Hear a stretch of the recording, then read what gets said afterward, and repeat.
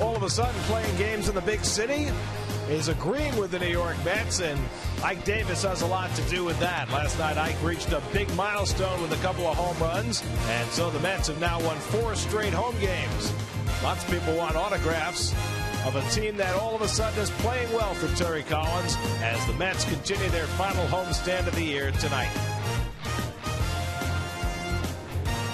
At Citi Field in New York, the New York Mets play the Pittsburgh Pirates. Tuesday Night Baseball on SNY is presented by Citi. And a pleasant good evening, everybody, and welcome to Citi Field. I'm Gary Cohen. Ron Darling joins me in just a moment as the Mets play Game 2 of their 4-game series against the Pittsburgh Pirates. Both these teams pretty much have postseason hopes in their rearview mirror, and so milestones become very important. Thursday, R.A. Dickey goes for his 20th win. David Wright is trying to chase down Ed Kranepool's franchise hits record.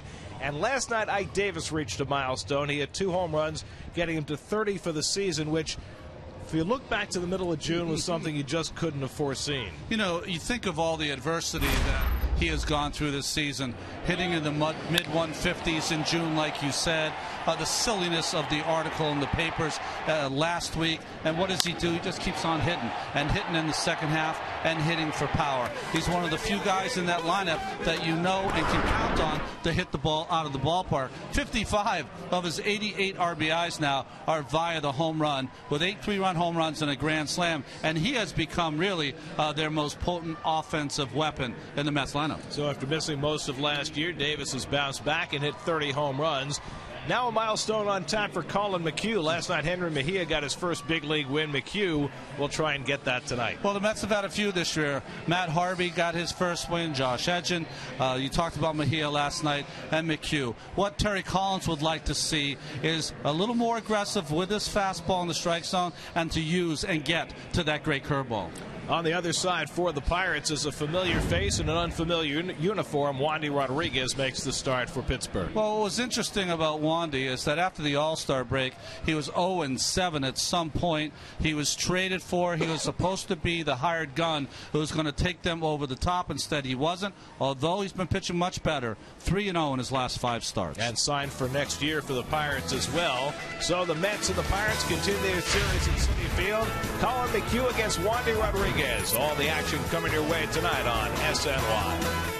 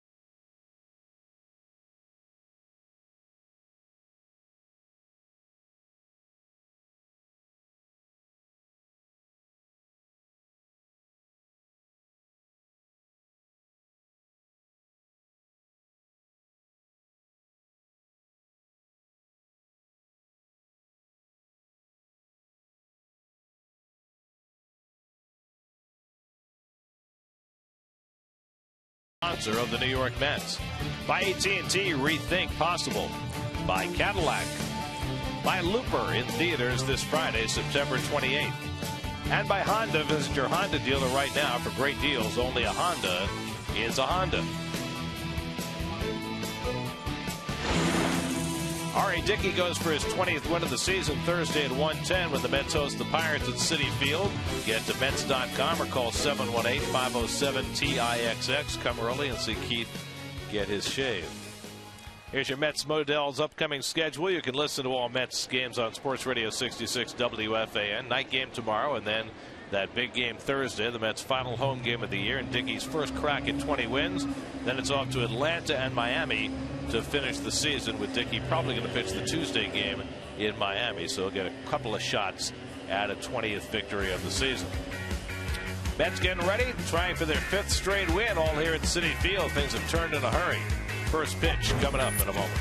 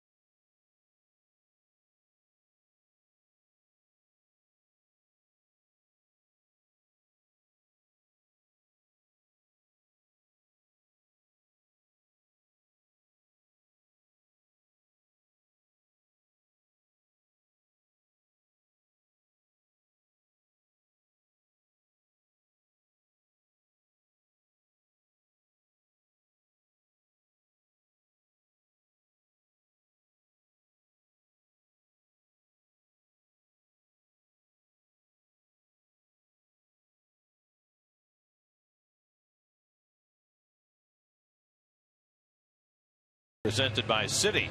Citi would like to thank Met fans for participating in Citi Tuesdays, where Citi credit and debit card holders enjoyed savings and benefits at Citi Field throughout the 2012 season. Colin McHugh taking the mound for his 4th career start, hoping it goes much like the first one did when he pitched 7 splendid innings against Colorado a month ago. Here's your Hyundai starting lineup for the Pirates tonight. Clint Barmas and Rod Barajas both in the lineup. They were not in last night. Andrew McCutchen still making his bid for the National League batting title, such as it has been deemed. 2nd in the league, but technically 1st in the league. Here's the Caesars Atlantic City numbers for Colin McHugh this year. You were talking about it, Gary, of those 7 shutout innings with 9 strikeouts against those Colorado Rockies. And McHugh this season was 7-9 in AA and AAA. And the Lexus Mets defense, Scott Hairston, fantastic year in left field. Torres the back and center. Mike Baxter in right field. Jason Bay a little under the weather today with his back. David Wright, Tejada, Turner, and Davis in the infield. Get used to those four. Turner, of course, playing for Murphy, and Kelly Shabak getting another start. And so with Bay's back having stiffened up a little bit, Baxter gets a very rare start against a left-hander. There's Clint Hurdle, whose team was 16 games over 500 as recently as the second week in August, but things have plummeted for them. Greg Gibson calls the balls and strikes tonight. Phil Cuzzy, the crew chief Jerry Davis, and Manny Gonzalez, who had the plate last night, rounding out the crew. Already today, there's been one important game played in Major League Baseball. The White Sox lost an afternoon game to the Indians 4-3, creating an opportunity for Detroit, if they can win, to move into a first-place tie in the American League Central. Well, the only other hitter to have a bigger game than Ike Davis did last night was probably Adam Dunn, because both of his home runs, he just carried that White Sox team on his back as they came back and got a big win. Hit a 3-run homer at the bottom of the 8th to put him in front for good. Not only that last night, as Dunn got to 41 home runs for the year, but Josh Hamilton hit his 43rd, which puts him one up on Miguel Cabrera, for the moment stunting his path to the Triple Crown. Who hasn't had a home run in a few days, which usually doesn't seem funny with most people, but when Cabrera gets hot, he hits them and streaks. Well, tonight he's facing Bruce Chen and the Kansas City Royals in Detroit, so we'll see whether Cabrera can retie that home run race. Alex Presley leads off for the Pirates. Presley 1 for 3 last night, hitting at .238 for the year. Colin McHugh's last outing was a relief appearance against the Phillies in that 16-1 game on Thursday. He was probably the best of the Med relievers, allowed just to run on 3 hits over his 3 innings of work. Hasn't started a game in more than 2 weeks. Starting this one tonight with a fastball to Alex Presley in for a strike. Well, David Wright's doing what he's got to do, take away that bunt from Presley as he faked it there, but Ike Davis and Turner back at their full position if he wanted to bring the bunt that way.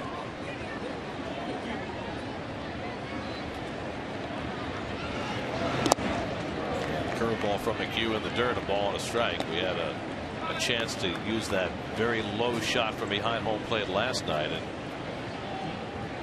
it's a terrific angle for watching the ball come in on the hitter. Gives you an idea of how quickly it gets on top of him. And Presley strokes a one-hopper for Justin Turner to handle, and Presley retired for the first out of the night. So 1 out and nobody on. Now Josh Harrison. Harrison 1 for 4 in the game last night. Played shortstop last night. Playing second base today. The Pirates now 3 games under 500 at 75 and 78. So that means with 9 games to go in the season, if they want to have their first winning record since 1992, they'd have to go 7-2. To avoid a losing season, they'd have to go 6-3. Yeah, that's a great look, isn't it? Who was the actor that played King Tut in the Batman series? That's the King Tut beer. Very good. Come on, Dave. And Harrison takes a fastball for a strike. Vincent Buono. That's right. Vincent Buono. You did that without help from Google or anything else. We don't do that, Gary. We use the gray matter here, or try to.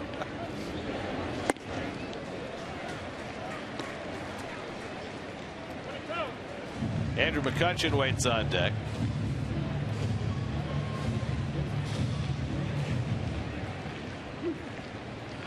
Harrison hitting a .243 on the year. And the 1-2 from McHugh. The curveball looped into shallow left center, and that'll fall for a base hit. So Harrison aboard with a 1-out single. One of the things about being a young pitcher is that you have to get used to making your pitch, making the proper pitch in the proper location, and still giving up a base hit. It happens here because of the talent of these young players. So 1 out and 1 on for McCutchen, having a seminal season, hitting at .336, and that's the top batting average among National League players eligible for the batting title. 30 home runs, that's tied for 6th in the league, and 93 runs batted in. And, you know, we talked about Ike Davis last night getting to 30 home runs despite his poor start. McCutchen didn't hit his first home run this year till the 8th of May. Went the first 5 weeks of the season without a home run, and yet he's still gotten to 30 for the first time. But he had gotten his average as high as what, 360, 370 at some point. So he rests his back, rests the bat on his shoulder, try to take the tension out of his hands. Then he'll get ready when the pitch is on its way. And he rockets one into left field. Hairston will have to watch it go to the wall. Harrison, who has terrific speed, goes to third, and he'll be held up there. McCutchen into second base with his 28th double of the year. And the Pirates have second and third and one out. Well, he threw the same pitch to Harrison, who took it for a strike, but not McCutchen. All over that little spinning slider in the middle of the plate. And I think Hairston thought for a second he could cut it off, but the ball hit so sharply by McCutchen. The last time McHugh started, it was against Washington 15 days ago, and he got burned by the home run ball. Kurt Suzuki and Ryan Zimmerman and Ian Desmond all took him deep. His previous start against the Cardinals, he got ambushed early, hung a curveball to John Jay, and he hit a triple, and his day went downhill quickly. So trying to avoid that bad start here tonight as he throws a first pitch curveball out of the strike zone to Garrett Jones. Rightfully so. The infield's back. The one cautionary tail in center field. Torres playing extremely shallow. Jones has a lot of power. 24 home runs this year for Garrett Jones. 79 driven in. 1 for 4 last night. And he takes the fastball low. 2-0. Gabby Sanchez, the former Marlin, waiting on deck. Day before yesterday, the Pirates banged out 18 hits in a win over Houston. But things have not gone well lately for them offensively as their season has tumbled downhill. Now it's 3-0 to Garrett Jones. Well, from that shot we get behind the catcher, one thing you can see about Colin McHugh is that there's not a lot of deception. You know how some pitchers you'll watch, it's very hard to pick up the ball coming out of his hands. Very standard kind of normal delivery. And he walks Jones on 4 pitches, and now the bases are loaded. So a single, a double, and a walk. Bases loaded, 1 out, and Gabby Sanchez the batter. Sanchez 0 for 4 last night. Overall hitting at .227, but .272 as a Pirate. After a rough season last year with the Marlins, they finally cut ties with him when they dealt him to Pittsburgh at the trading deadline. So the Mets set up to try and turn the double play against the slow-footed Sanchez.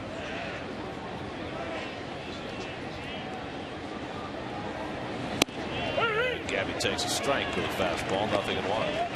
Well, that was an important call there. Sanchez didn't like it, didn't like a lot of the strikes called last night. And Greg Gibson behind the plate. You make the call at home. Shop had pulled it back in a bit.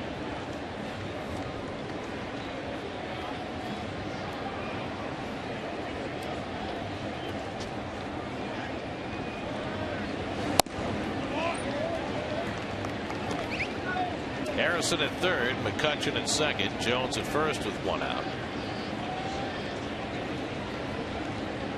I don't know about you, Gary. I always remember Sanchez in RBI situations at his best with the Marlins. He used to burn the Mets to right field, right center. Hooks one foul. I think that's part of his problems. He's become more of a pull hitter. You know what happens to a lot of first basemen is they're asked, happened to Lucas Duda a little bit, even though he's an outfielder, they're asked to hit for more power. The only way they can do that is to hit the ball, pull the baseball, and that sometimes affects the average. Gabby Sanchez more of a doubles hitter than a home run hitter. This year he's had 286 at bats, 7 home runs, only 16 doubles. So now McHugh ahead of the count, 1-2. Pedro Alvarez is the on deck batter.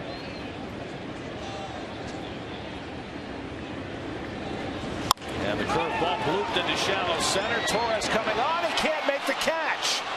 Harrison races home. The throw goes to second, and the force play on Garrett Jones for the second out. Well, it looked for all the world as though Torres had gotten there to make the catch, but he just flat out missed it. So Jones went back to the bag at first, and Torres is able to get the force on him at second base as a run comes in. Well, Torres did all the hard work. He got the great jump. He got in position to make this play, and you can see he kind of had trouble turning his glove to allow that ball to go into the pocket, and the running was pretty atrocious here. You can see the third base runner. He goes back. Jones doesn't even look at the ball. He's trying to race to go back to first base, and it costs Sanchez a single. So it goes as an 8-6 fielder's choice.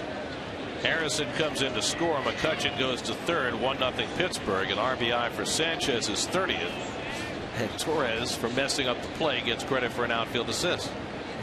Here's Pedro Alvarez, big third baseman from New York, and he takes a fastball up and away for ball one. Alvarez 0 for 4 last night.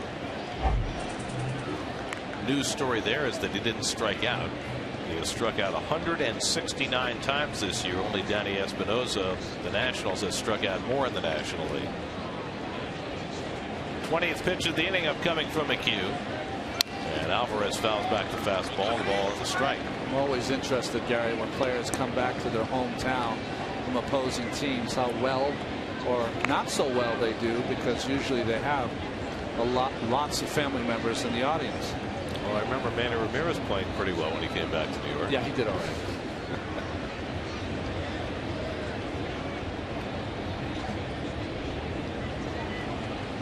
And the curveball wraps around the plate to Alvarez, and it's 2-1. Some don't, though. I remember in my days, I can't remember Strawberry having huge days in Dodger Stadium. Either as a Met or as a Dodger. Remember what a huge story it was when Darryl and Eric Davis reunited with the Dodgers. Buddies back in their hometown. Didn't quite work out the way they planned. Now McHugh behind a dangerous hitter. Alvarez has 29 home runs this year. Alvarez in brief appearances a 118 hitter at Citi Field. 2 for 17. He hits this one, though, deep to left center. Forget that. That is way out of here. Pedro Alvarez with an opposite field bomb of a 3-run homer. And the Pirates have a 4-0 first inning lead.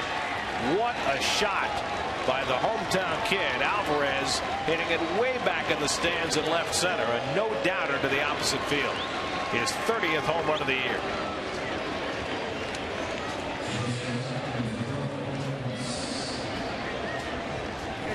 But occasionally up here in this booth, the bat to the ball will make a sound that you don't hear very often. This was one of those times. As soon as you heard the crack of the bat, you knew, even by a left-handed hitter, that was going to be deep for a home run. I don't think we've seen a left-hand hitter hit a ball in that spot in 4 years in this ballpark. And a line drive shot. So 4 runs against Colin McHugh in the opening inning. And now Clint Barmes, who didn't play last night, hitting a .228 for the year, and he takes a curveball outside 1-1. What was it that Terry Collins said before the game? He said maybe he learned after struggling in his last 2 starts that you don't always get those mistakes back. He might have gotten away with a few in his first start against Colorado. Well, he didn't get that mistake back. Every pitch, Terry Collins was saying, these young pitchers have to treat as their most important pitch. The only problem with that kind of advice, and I'm not saying it comes straight from Terry, is sometimes you make your pitchers afraid to throw strikes on the first pitch. You've got to be overly aggressive if you don't throw 95 miles an hour. 2-2 now to Barmes. You know what I mean by that? Like your fastball in the first inning to a team that hasn't seen you almost invariably have to catch a lot of the plate. Get ahead of the count. You dictate the at-bats. Curveball popped up. In foul territory, Shopping puts it away, and the side is finally retired, but not before the Pirates put up a 4 spot. The last 3 on a very impressive home run by the kid from Horace Mann. Alvarez goes the other way for a 3-run bomb. 4-0 Pittsburgh as the Mets come to bat.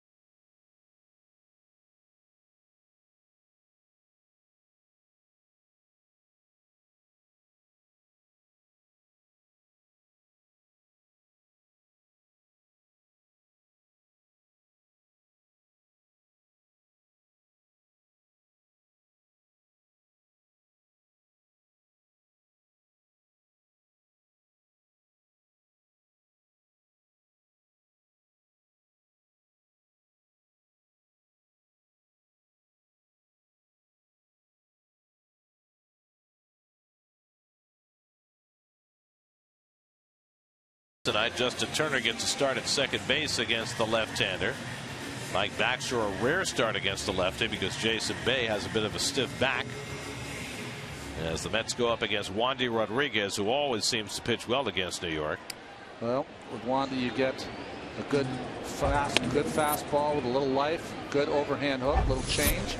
84 and 88 in his career, as you see his Toyota numbers for the season. Houston and Pittsburgh. It's his 11th start for the Pirates, and his numbers for Pittsburgh have been pretty much like his numbers overall. He's 4-4, 3.71 for the Pirates. But the caveat to that is, when they really needed Wandy, when the season was going downhill quickly, he didn't have his best games. He's pitched a little better lately after the Pirates have kind of fallen out of it. Yeah, when their starting pitchers, for the first time all season, came back a step, they really needed him to win some ball games, or at least pitch deep into games, and he just didn't have it then. Tejada starts the Mets forge uphill with an opposite field single. So Ruben's now hit it 7 straight games. Well, Ruben has been like this all season long. Anything up in the strike zone, short stroke, he can go line to line on you, and that one to right center. So the Mets will lead off base runner, and here's Justin Turner, who hasn't had a hit in 20 days. Doesn't play that much, of course. He's 0 for his last 9. Hitting a .273 for the year. And getting the start against the lefty today, giving Daniel Murphy the day off. Let me ask you a question. You know who Taylor Swift is? Sure. That's the music that Turner has when it comes to the plate. Aspirational? I don't know. I got the wrong person. It's Carly Rae Jepsen. Carly Lee Jepsen. Carly Lee Jepsen. I thought it was Taylor Swift. Same kind of deal, right? Carly Rae. Right? Carly Rae Jepsen. Freak got it wrong. You know, you and I are up on all the. Well, it's my own fault. I'm going somewhere where I don't belong. But it's the same kind of pop singer. It's just unusual for an athlete today, a baseball player, to come to that kind of music. And maybe it's just a joke for Turner, who is the Soupy Sales of the team this year.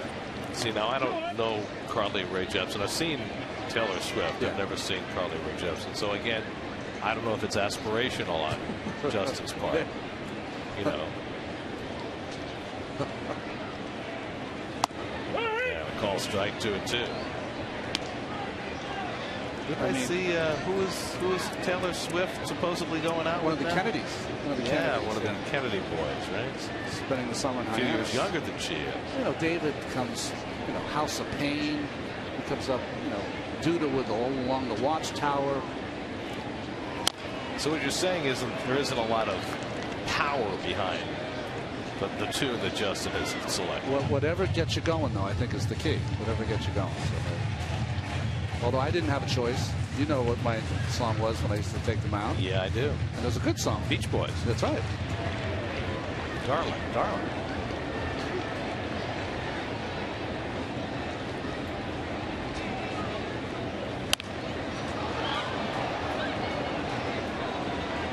What would you have chosen if you had a choice? I don't know.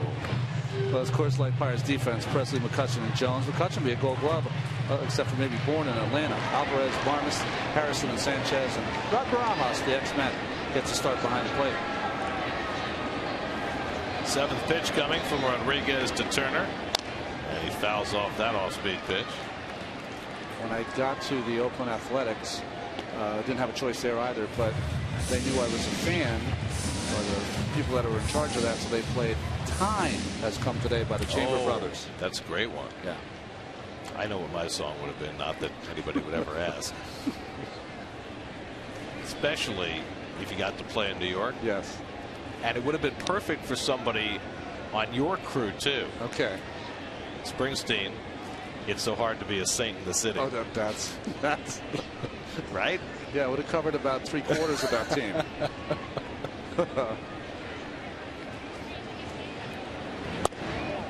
Great at bat here for Turner. This is run the count full with David Wright on deck. Wandy beat the Mets earlier this year in an Astros uniform. That was down in Houston when the Mets got swept by Houston. Wandy went 7 innings, allowed a run on 6 hits, and an 8-1 win. His 4th career victory in 8 starts against the Mets. Tejada at first with nobody out, not running, and Turner hits one deep to left field. Back goes Presley to the track. Back at the wall. It's out of here. Justin Turner, his first hit in nearly 3 weeks, and it gets the Mets halfway back. His second home run of the year cuts the Pirate lead to 4-2. Well, he hasn't had a hit in 3 weeks, but that was a huge hit for the Mets and Justin Turner. Pittsburgh puts 4 on the board and right back on the Mets. Well, when you face a guy that isn't in a lot of home runs, you challenge him on 3-2, and he did. 3-2. You got a 4-run lead. You're going to throw a strike, and Justin Turner knew it was coming. Made it a better party on the Party City deck. That's a nice swing. Now David Wright takes ball 1. So Turner's second of the year. Getting a chance to play tonight and taking advantage of it quickly.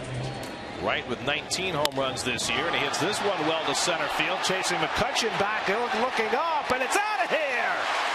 David Wright with his 20th home run of the year. Turner and Wright go back to back, and it's 4-3. 6th time in his career David Wright has hit 20 home runs in the season. And the first time all year in game number 154 that the Mets have hit back-to-back home runs. That was almost one-upsmanship there from David. Justin pulling it into Party City, and this long ball almost over the apple. Into the black. The Mets with their second home run of the game. Log on to sny.tv/Dwayne Reed to print out your coupon for $2 off Tide Pods laundry detergent, redeemable at any Dwayne Reed location. So an early trip to the mound for Ray Searage, the Pittsburgh pitching coach. Wandy Rodriguez has given up 3 straight hits to start the first inning. A single and then back-to-back home runs to Turner and Wright. Looks like a little change-up away that David got extended. No uppercut there. Just top-hand line drive. First home run for David against Wandy Rodriguez in 22 career at-bats. And with that hit, David now has 1,417, just 1 behind Ed Kranepool's franchise record. Who knew Carly Rae Jepsen and House of Pain could be on the same bill, producing a back-to-back?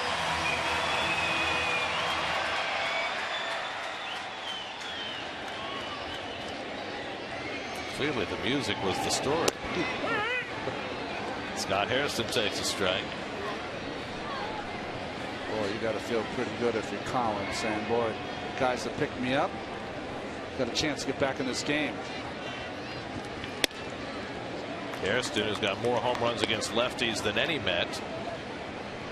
It's been 5 years since the Mets hit back-to-back home runs. Wright was in the middle of that one.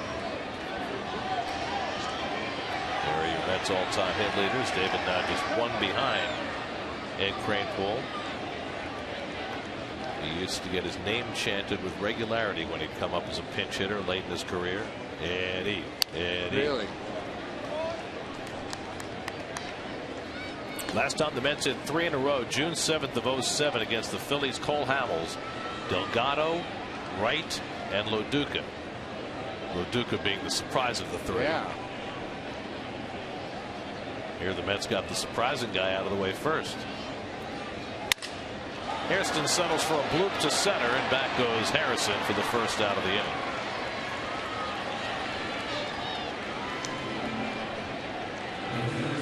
So 1 away. Now Ike Davis, who had a pair of home runs of his own last night, to get him to 30 for the year.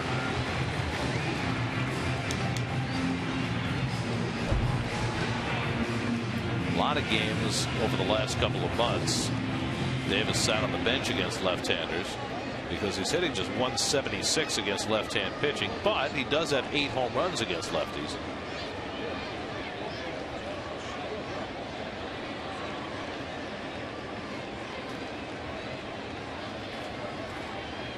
Ike said more than once after the game last night that he would have been very satisfied with 29 home runs, but 30 is special. It just is. We talked about it last night. 9 is a silly number in baseball. To hit 299, 300 seems so much better. 29 home runs, 30 seems that puts you in a different stratosphere.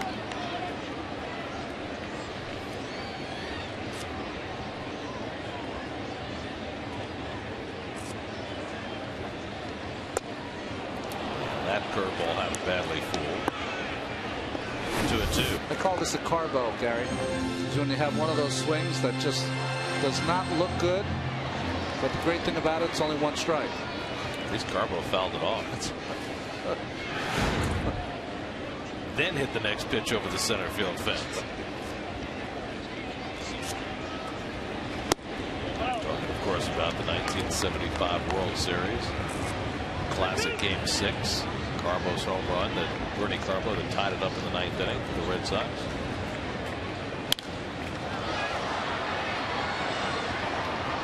Johnny Bench called the swing prior the worst swing he ever saw in organized baseball taken by a professional hitter. And of course, talking about his ex-teammate, Carbo right. did start out with the Reds. Was Carbo Rookie of the Year? I think so. No. All 4 in Davis is on. What I remember is that they used to platoon Bernie Carbo and Hal McRae when they first got to Cincinnati. So 3 hits and a walk given up by Rodriguez in the first inning. Mets now have the tying run on first base with 1 out for Kelly Shopping. Shopping hitting just .213, making his 19th start for the Mets tonight. Shopping very much like the counterpart in the Tools of Ignorance, Rod Barajas. Kind of all or nothing.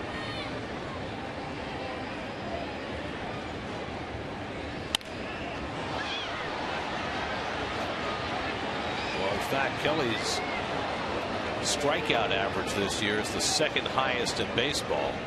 1 every 2.6 plate appearances. Only Cody Ransom has a higher one, and only barely so. So there's a lot of nothing to go with that all part.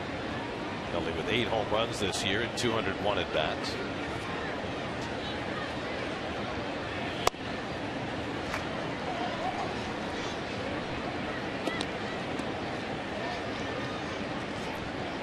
Braves have a chance to lock down a postseason berth with a win tonight. They're tied 1-1 with the Marlins in the second, with the almost unbeatable Chris Medlin trying for the clincher tonight. Of course, the Braves don't think they're done yet. They'd like to take a run in Washington. It would be unlikely.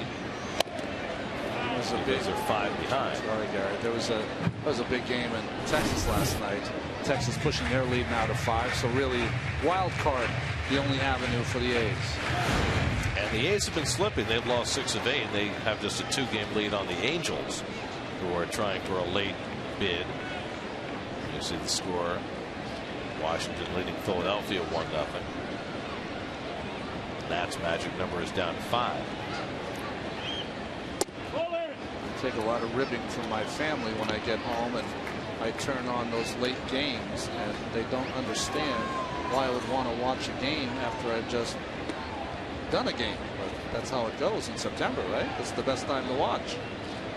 September and then October. Yeah.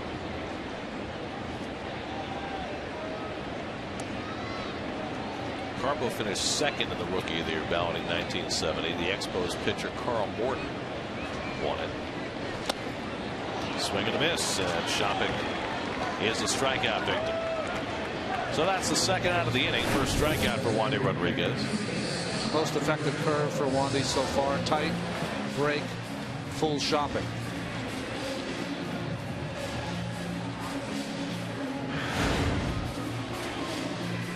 So 2 out Davis at first, and now Andres Torres. Torres .221 for the year, but .290 as a right-hand batter. But getting consistently good swings from this side of the plate. And a borderline strike for Rodriguez, 0-1.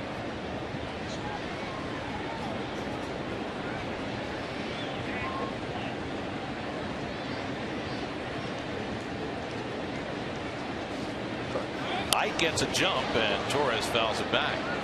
Height got a jump, but he didn't trust himself 100%. Watch this. He gets the big jump, but he's like, I don't know, maybe. Oh, yeah, okay, let's go. That's a guy who's not used to being a base stealer. 3 in his career, none this year. And after he ran one, he didn't even think about looking at it. No interest in throwing over. You had your one shot. Although it is a weapon that could be used in this game against Rodriguez. He has struggled against base stealers this year. 16 of 20 have been successful. And Torres pops one up foul. Barajas will look, but that's back out of play.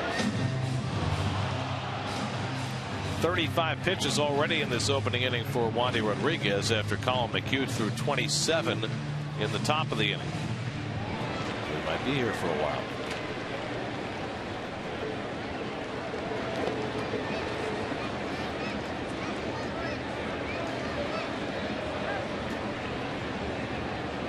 Wandy trying to put the inning to bed, and Torres makes him work hard. Plus you have your #1 pitcher. These games turn into 3 hours, 15 minutes because of the September call-ups. You have the ability to change pitchers. You know, 7, 8, 9 pitchers are normal. Not when he takes the mound. No. He takes you right to the. He's the bridge. He's the starter. He's everything. Little bloop. And back goes Gabby Sanchez to grab it. And the side retired, but the Mets, after spotting the Pirates 4, get 3 in the back in a hurry. Justin Turner with his 2nd home run of the year. And right behind it, David Wright with his 20th home run of the year. Mets go back-to-back for the first time this season. 4-3 Pittsburgh after 1.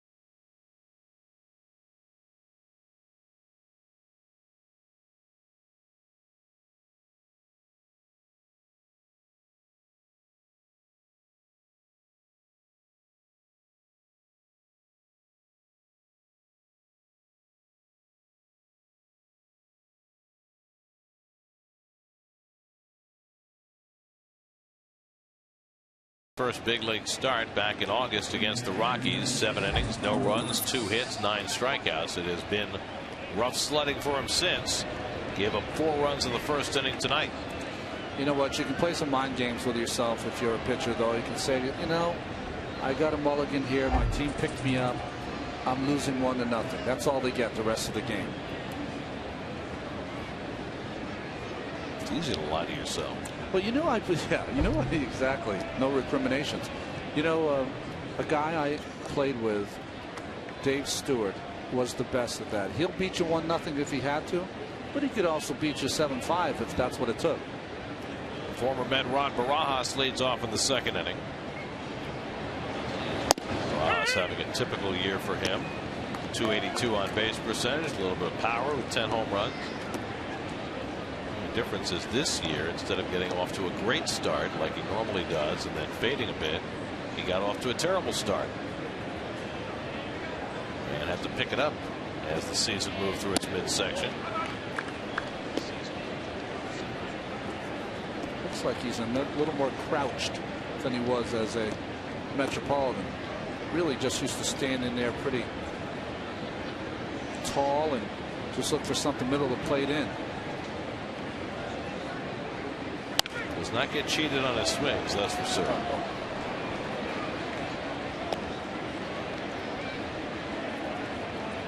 Must have enjoyed his time playing in Los Angeles for a while. It's his home, and I'm sure his children were happy to see him. He's got a number of them, right? Kids. 7? Yeah.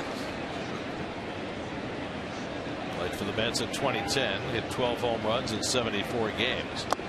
Most of those coming early in the year. And the Mets dealt him to the Dodgers, where he spent last year as well. Just turned 37 years old.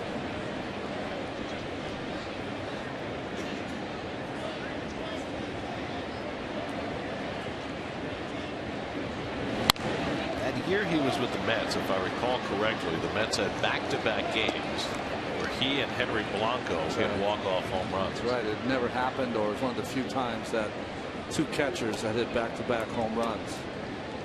Mr. Blanco, it was a pleasure having him and Barajas here, right? Pretty good teammates. And both still going. Yeah. Now the 2-2 for McHugh, and this is wide. So a full count to the number 8 hitter. Wander Rodriguez on deck, and then Alex Presley for the Pirates in the second.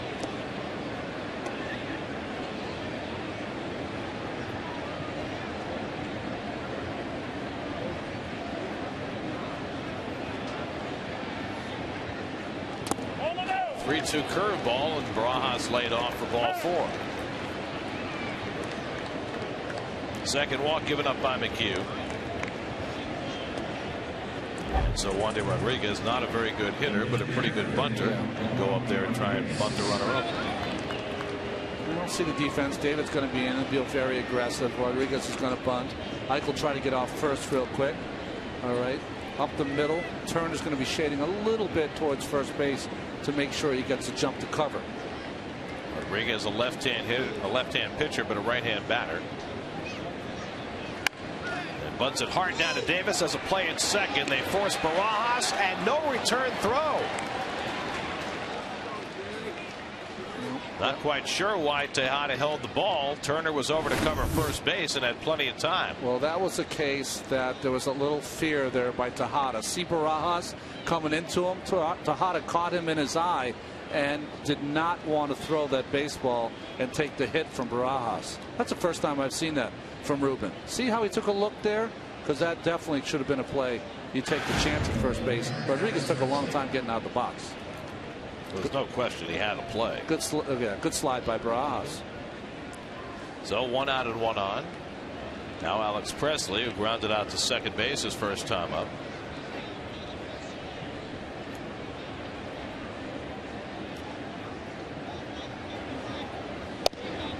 He takes a fastball for a strike. Presley, 27 years old, out of Ole Miss, where he played with Seth Smith, Chris Coghlan, Lance Lynn, all on that Rebel team.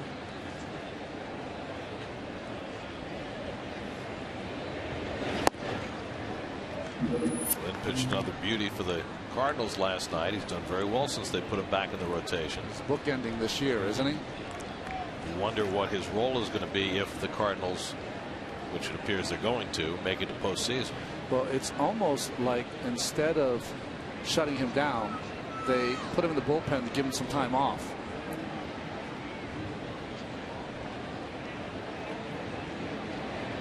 But if the Cardinals get to postseason, they're in an interesting situation with their starting pitching, because you got Wainwright who's going downhill. Yeah. You've got Carpenter who just came back. You've got Loesch who's having the best season of all of them. How do you set up your rotation? Yeah, and Loesch is the least wipeout pitcher of all of them. Right. He's a guy who pitches to contact. It's going to be interesting because Carpenter's a 5-inning pitcher right now, much like Andy Pettit of the Yankees. Ripped down the right field line, and Presley has an extra base hit. You got the pitcher running. Rodriguez on his way to third as Baxter digs it out. The throw going to second. Far too late there. And runners are at second and third. Presley with his 11th double of the year. Well, just a bullet from Alex Presley. I've been very impressed with his swing so far and his outfield defense. Shoots to the wall, and I think right here Mike Baxter's got to realize that really that throw is only coming into Ike Davis and to home. You know that Rodriguez, the pitcher's, not going to score, and Presley's probably one of the fastest players in the National League. That's the thing you have to know with Presley running. Without Rodriguez in front of him, he's thinking triple on that. Well, I'm always afraid that that throw to second when it's needless is going to hit off the runner, and the next thing you know, it's in left field. Justin Hampson up early in the Mets bullpen, as Colin McHugh has given up 4 hits, 3 of them for extra bases, a couple of walks through the first inning and a third. Now Josh Harrison, who blooped a single into left center his first time up. Second and third and 1 out. Middle infielders are back. Wandy Rodriguez is not a bad athlete, but he's certainly not a speedster, so it takes a pretty good fly ball to get him in from third.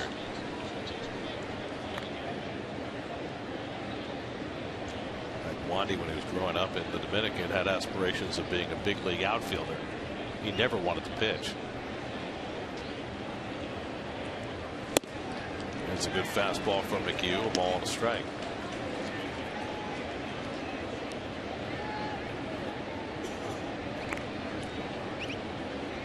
When you look at the Mets outfield arms today, Hairston does not have a very good arm in left. Torres an erratic arm in center field, and Baxter, you know, who's mostly a first baseman coming up, probably has the best arm, but hasn't played as much outfield as the other two. Harrison hits it well out to right center field. That'll get 1 run at least, and it bounces to the wall and will bring home 2. Rodriguez in to score. Presley right behind him. Harrison easily into third base with a 2-run triple. And the Pirates now have a 6-3 lead. And Colin McHugh getting hit very, very hard. 5th triple of the year for Josh Harrison. Well, Colin's been getting behind the hitters, just had to come to them in hitters counts. And I don't care who you're playing. I don't care how struggling, how much you've been struggling as a team.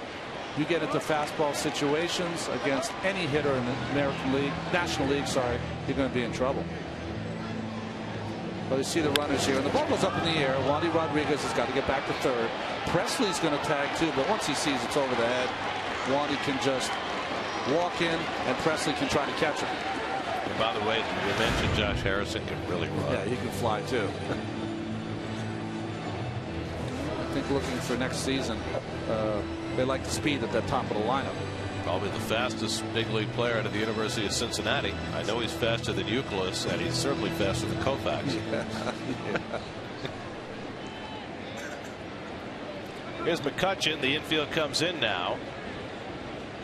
6 runs in the first inning and a third against Colin McHugh. Harrison at third and 1 out. McCutchen ripped a double his first time, and he takes inside for ball 1. Pirates just getting some tremendous swings tonight. McCutchen and Alvarez and Presley and Harrison have all hit bullets against McHugh, all for extra base hits. Curveball bends in for a strike, 1-1.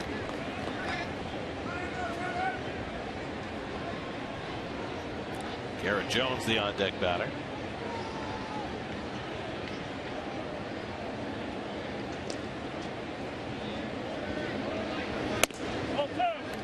In his last start against the Nats a little over 2 weeks ago, McHugh gave up 5 runs in 4 innings of work.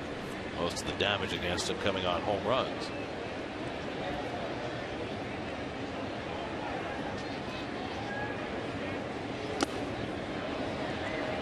Shopping stops the pitch in the dirt, and now it's 3-1 to McCutchen. So Justin Hampson should be ready to go in the bullpen. You've got a left-hand hitter on deck in Garrett Jones, so if McHugh doesn't get McCutchen, that could be the end of his night.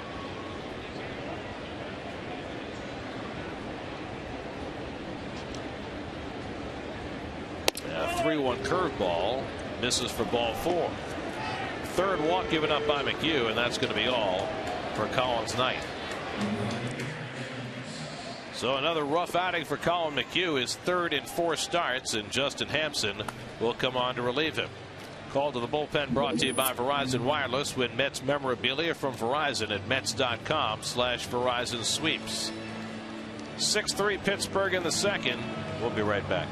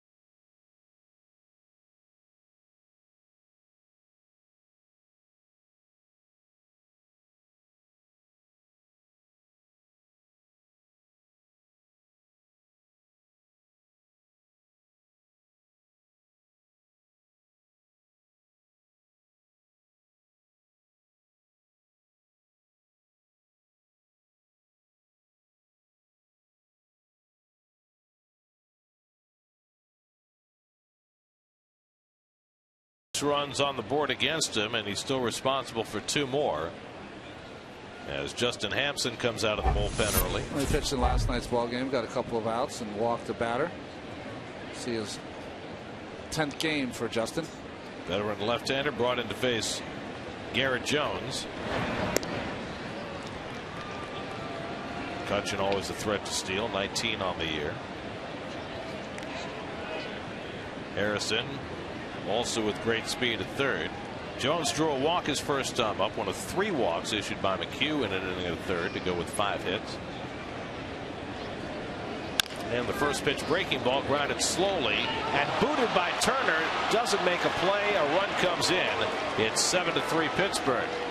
It was hit too slowly to turn 2, but Turner certainly had the play at first on Jones. Even after he botched it, if he'd be able to pick it up the second time, he might have had him. You know, see how he opens up that front side, though, Gary? It's almost like he had an idea of maybe trying to be quick and go into second, and I think that killed the play for him. He should have realized at one point that he had no play at second. Just come, get that ball, and go to first, as it just rides up his palm and out of glove.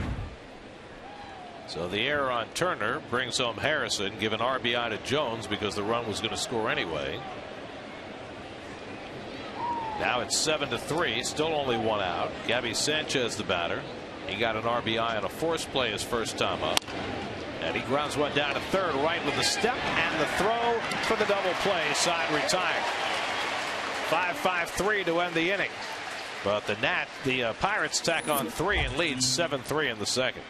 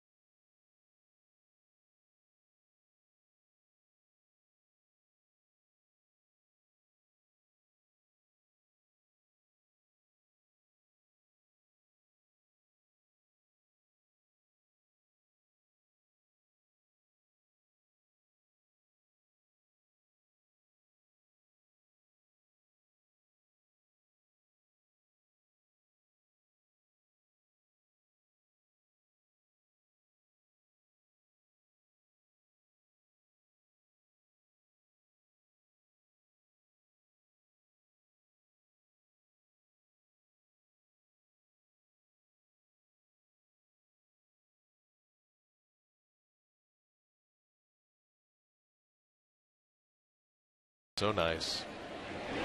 They named it twice.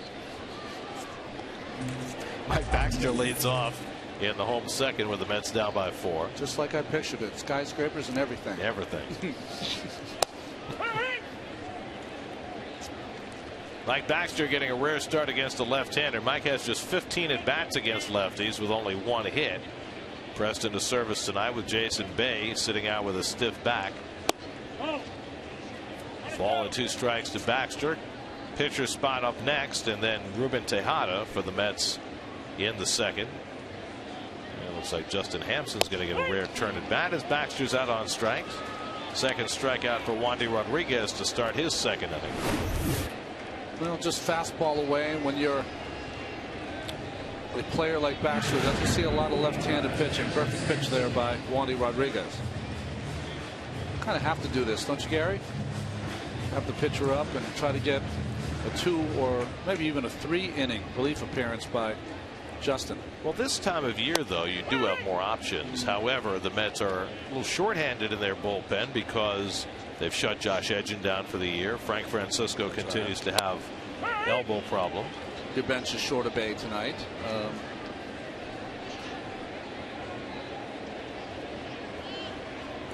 This is Hampson's 11th career plate appearance. He's looking for his first hit. He's gone 0 for 8. So he has a chance for a souvenir baseball. Tough for him, though, against the lefty. He's behind on the count 1-2. Not if he throws another hook, I'll tell you that.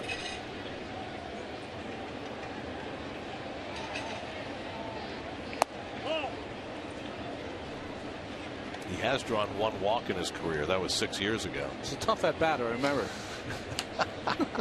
11 pitch at bat, fouled off some tough pitches. Past the mound, Harrison charging, Hampson digging, and he's short by a stride as Harrison throws him out. Well, you hit it in no man's land. Sometimes you got a chance, but Harrison makes the play on Hampson to deny him that milestone. Nice play by Josh Harrison, coming in and making the throw on the run.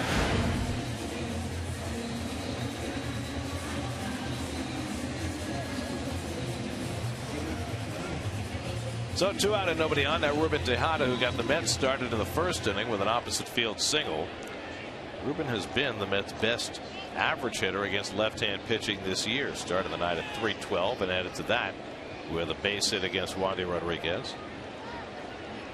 In fact, he's now 4 for 5 in his career against Wandy.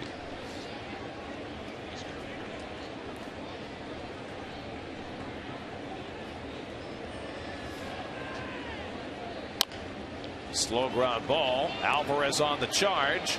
And a strong throw, but was he on the bag? He tagged him apparently. So Garrett Jones with a nice recovery as he came off the bag and tagged Tejada. And that is the 3rd out of the inning. I'm not sure if he intended to tag him, but he got him right across the shins.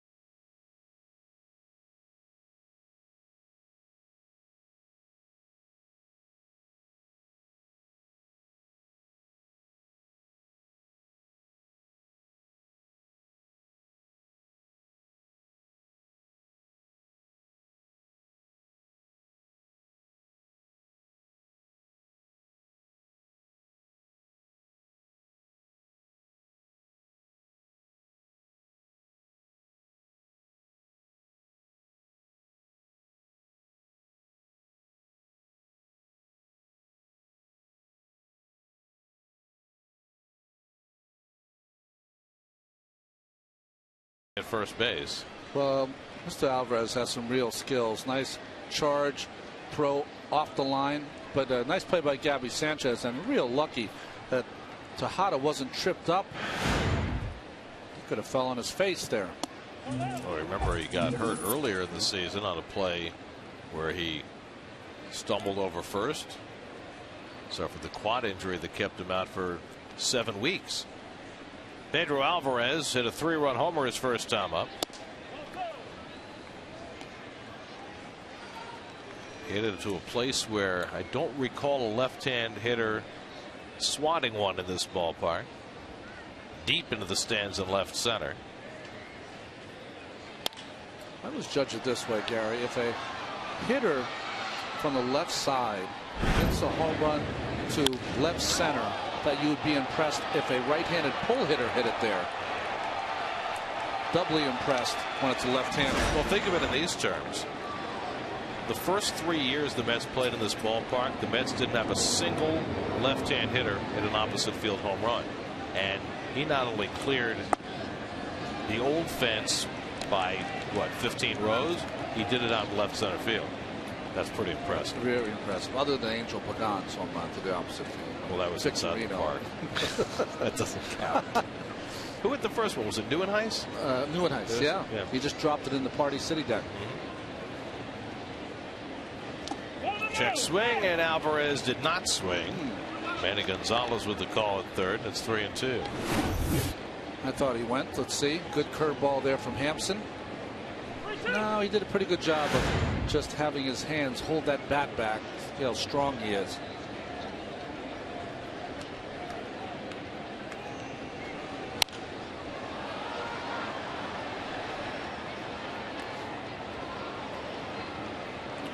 You have a sense that this young man is just learning how to play the game at this level. And if they're patient enough, they're going to be rewarded in a big way. Number 2 overall pick in the draft. And he's still very young. And he's on with a walk. So Justin Hampson walks the left-hand hitter leading off in the 3rd inning. Thursday, the big shave. And you can watch a live stream of Keith saying goodbye to the stash on SNY.TV. It's Keith's Stash Shave for Charity, presented by Schick Hydro, streaming live Thursday at 11:45 a.m. only on SNY.TV. Streaming live? Streaming live. And I'm sure we'll have highlights during the broadcast on Thursday afternoon.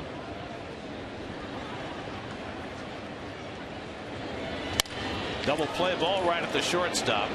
The turn by Turner, and they double up Barnes. 6-4-3 on the double play. So Justin Hampson's faced 4 batters. 2 of them have reached. The other 2 have grounded into double plays. Alvarez had to hit the dirt early as Taylor made double play. Nice exchange, and early by Tejada right at the chest. And you know, you hope for many of those as a pitcher.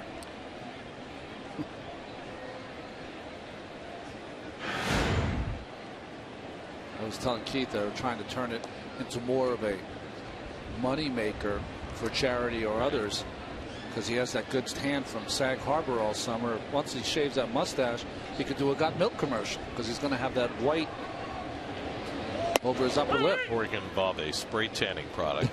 There we go. I just think the hardest part of the entire day is when we come on the air on Thursday afternoon at 1 o'clock and we're doing the open and we're all on camera. How are we going to keep from staring at him? Well, this is what we're going to do. I'm going to. I know that Greg Picker is home, our producer, but I think that what I'm going to do, I'm going to produce the show that day. I'm going to be out of the booth. I think it's just you and Keith, 2 people doing the open, because I will laugh. And what happens to me? Well, you know, you're the pro. You're the pro in this group. You're our rudder. You know. I'm thinking maybe Keith solo. Hi, I'm Keith. That's right. I've lost my little friend, but I'm still here. Who's that great character actor in the Western? Sam Elliott, is that his name? Yeah. He's the guy with the great mustache. Like from Lifeguard. Yeah. Right? Just amazing pictures. If we could somehow get him to get involved with this, Keith, have those 2 do the open. Now that would be something. That would be something. I'm going to be preparing. I know this is hard to believe. I'm going to be preparing he's getting shaved for R.A. Dickey's 20th win. I mean, that's what I'm ready for. Well, it's like I said last night. It's a double headline Thursday. Stash and the bid for 20 wins. 2-2 to Barajas, who drew a rare walk his first time up. I want Keith to get as many headlines as he can, but it should be R.A. Dickey's day. Come on. Well, it's going to be tough for the headline writers if they only have one story to write. Now, if R.A. doesn't win his 20th Thursday, then maybe Keith gets top billing. 2 more starts. It looks like last game of the homestand on Thursday, and Tuesday or Wednesday, in fact, Terry Collins alluded to today. I think it's going to be Tuesday. Drive to left, and right there waiting for it is Hairston to retire Barajas. And the inning is over. Another double play for Mr. Hampson. 7-3 Pittsburgh in the third.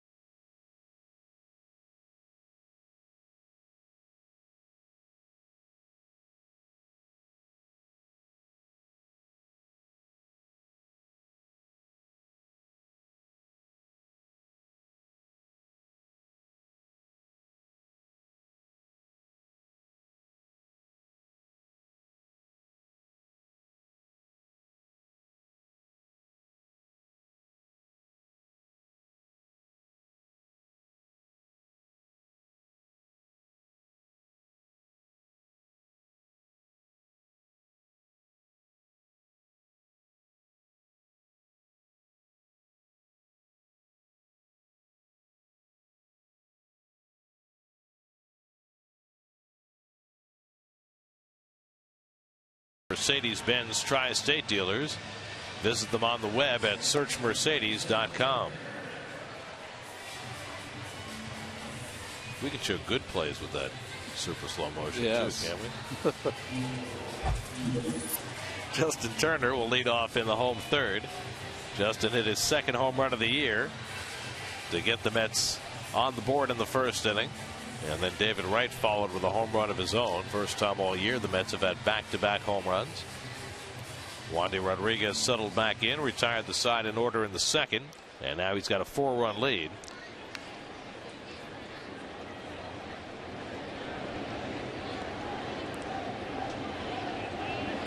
And Turner takes a strike. 3-2, fastball middle in. Short swing by Turner. Just shows you that you don't have to have that big swing to hit a home run. If you just meet it in front of the plate, get the pitch you want.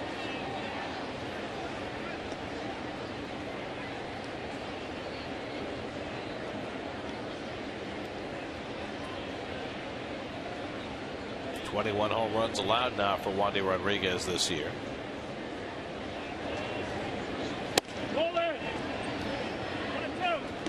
Continuing to work inside to Turner. And here are the calls barked out by Greg Gibson, home plate umpire. Inside 1-2.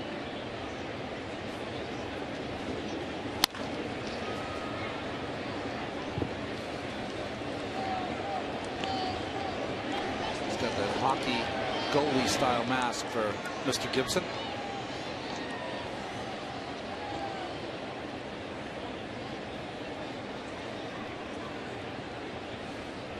1-2 to Turner, leading off the home third. And again, Wandy comes inside. Bill Webb will give us a shot here after this replay of the fastball in, and Wandy's been doing that since the first inning after all those runs given up. Take a look at the home plate umpire, Greg Gibson. Can't even see him behind Turner when Rodriguez comes to the plate. I mean, that's about as far in as you're going to see an umpire. That is between Barajas and Turner.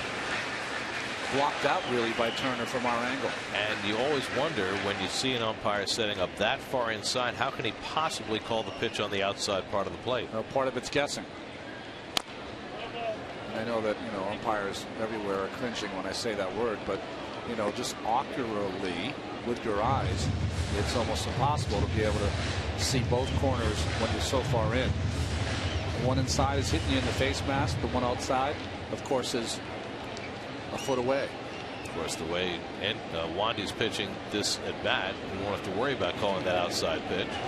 He does there, but it's a one hopper that eats up Harrison. And Turner's safe at first. Ball stays in play. Don't think Turner made a turn, but they'll tag him just in case, and he did not. And so Turner's safe at first. A tough hop coming up on Harrison. Well, what happens sometimes, and Harrison has played all the infield positions, is that when that ball hits you like that in the breadbasket, you kind of panic in getting to that baseball and rush your throw. They're going to score an error on Harrison. Now Clint Hurdle's out to argue the call at first base. Now Turner, you see, turned his body, but did he actually take a step towards second base? You have to take a step and a half towards first. Watch Turner hustle down the line, knows the ball's over the first baseman's head. Oh, you could have called that.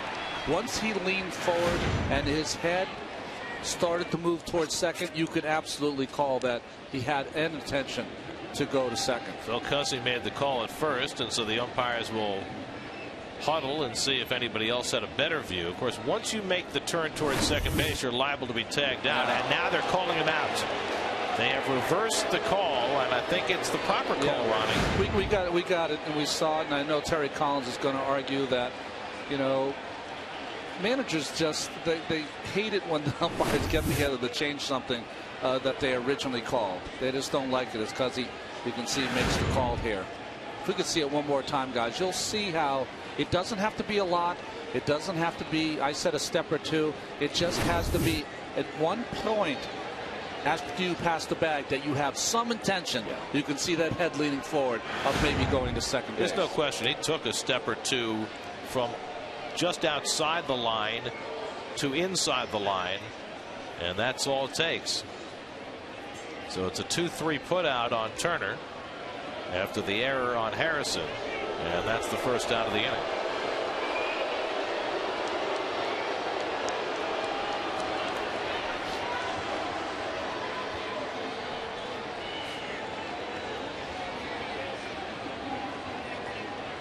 So that's how Wandy Rodriguez gets the first out of the inning. And now David Wright, who hit a long home run to center field, his 20th of the year in the first inning. And he takes another mighty hack. This is the best swing I've seen in a while. Watch this top end.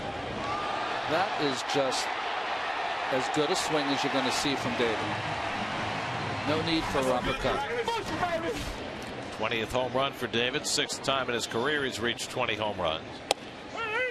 And he takes that curveball for a strike, 0-2. Lost in the shuffle of that play of Turner being called at first. The hustle by Barajas to get to the baseball, not allowing him to get back to the bag.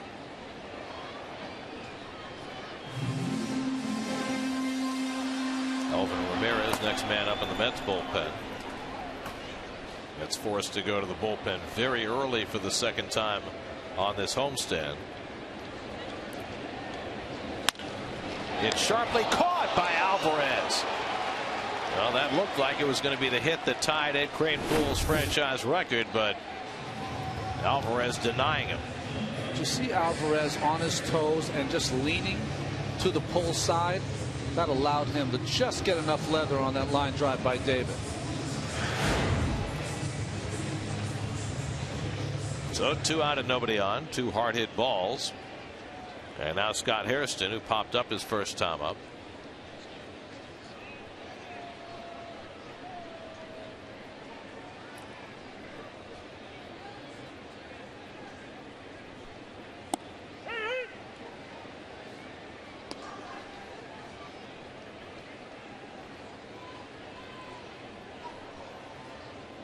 Harrison has a couple of home runs in his career against Wandy Rodriguez, 7 for 17. And the fastball away, 1-1.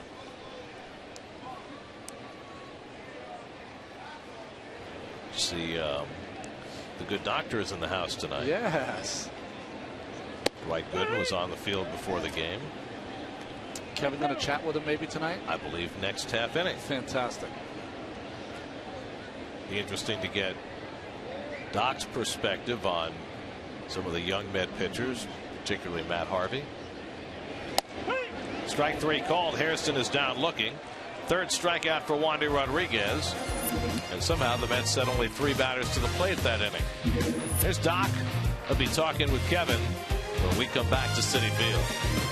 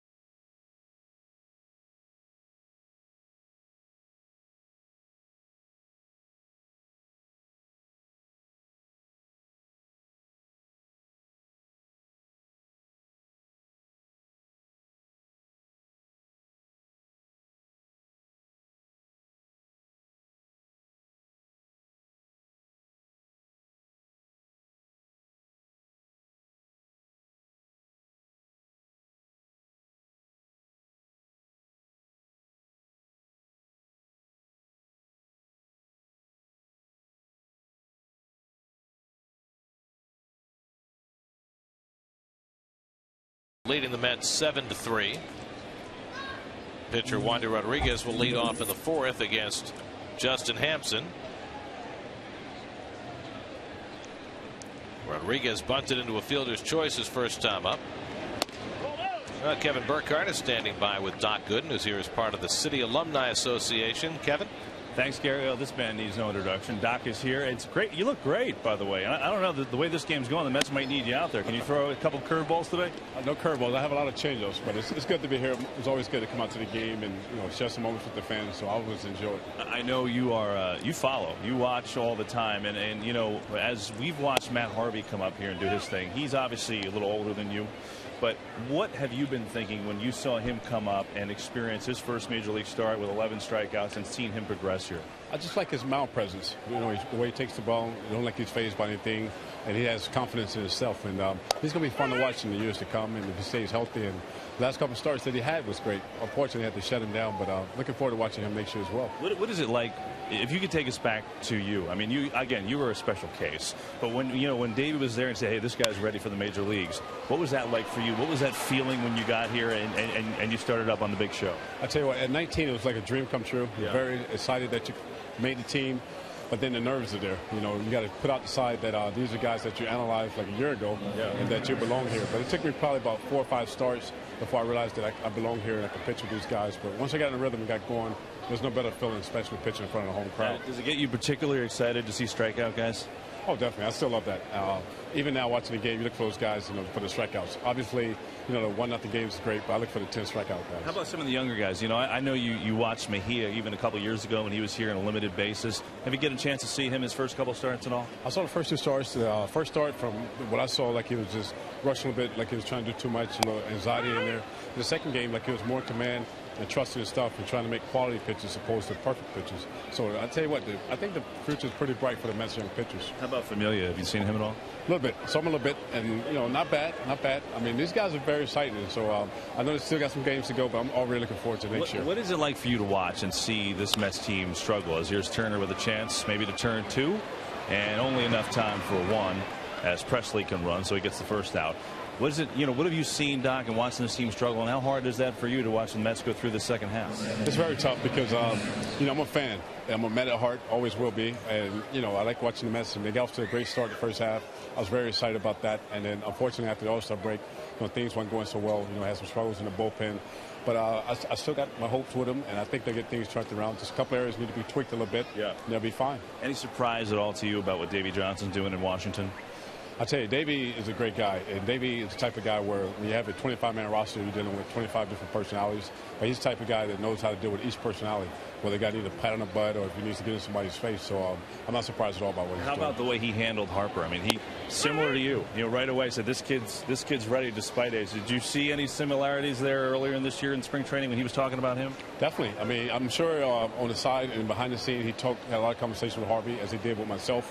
Well, Harper, as he did with myself, and Davey's a guy that if he sees the confidence in a guy, age doesn't mean anything. And I remember when I was a rookie, he told me that you're going to make the team no matter what, and he did that. So with Harper, he's in a good situation having a guy like Davey behind him. Doc, we're going to see you in spring training and all maybe next year? I like to. I like to get back involved. I think I can bring a lot to the table with these young guys and share a lot of stuff with them and experience as well. And so we'll see what happens. I don't know for me, guys. I mean, I'd like to see Doc. There's a few games I'd like to see you out there. You give a few innings. Just get the fans a little excited, Doc. You look like you can do it right now. Well, I don't know about that. You have to shorten the amount a little bit. Great catching up. It's great to see you. Thanks for the time. Thank you. Always good to see you, buddy. Doc Gooden, guys. Let's go back to you. Well, it seems Doc should still be young enough to be out there. What is he, 47? He looks great. It's so good to see him in such good form. And I'll never forget a huge night. I mean, he had lots of huge nights in '84, but a big night was at Shea Stadium, the Big Shea, when he got the strikeout record for rookies. Broke Herb Score's record. That place was just electric. Harrison hits one fairly deep to center, but playable for Torres. And that's the second out. Well, we showed that stretch on the graphic a moment ago, but there is the night when he struck out Marvell Wynn for that historic strikeout. Marvelous Marvell Wynn with Mike Fitzgerald doing the catching behind the plate, and the K corner, which doesn't get any better than the which was original at the time. Original. I mean, there have been plenty of places where people have hung K's and other things over the years, but it all started with Doc Gooden in 1984. Both Ramiri are up in the bullpen for the Mets. Doc was shut down in '84 at 31 starts, 218 innings, and 17-9 record that year. Shut down late in September.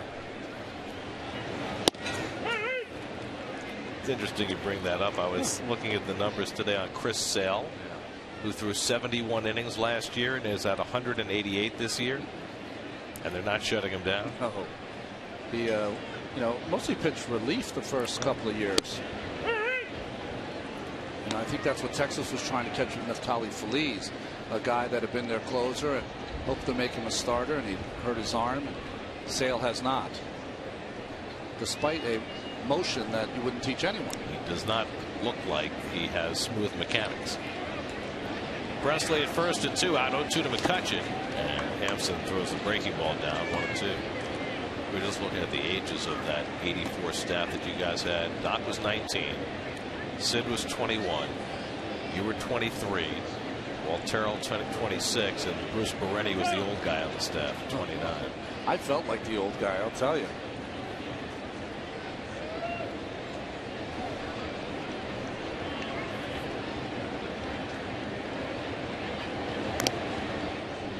It's hard for fans who are too young to remember to understand what it was like the nights that Doc pitched, especially those early years, '84, '85, '86. Shea Stadium took on a quality that it never had any other time. Presley runs, he's picked off, and the tag made by Turner to end the inning. 1-3-4 on the caught stealing. Still 7-3 Pittsburgh.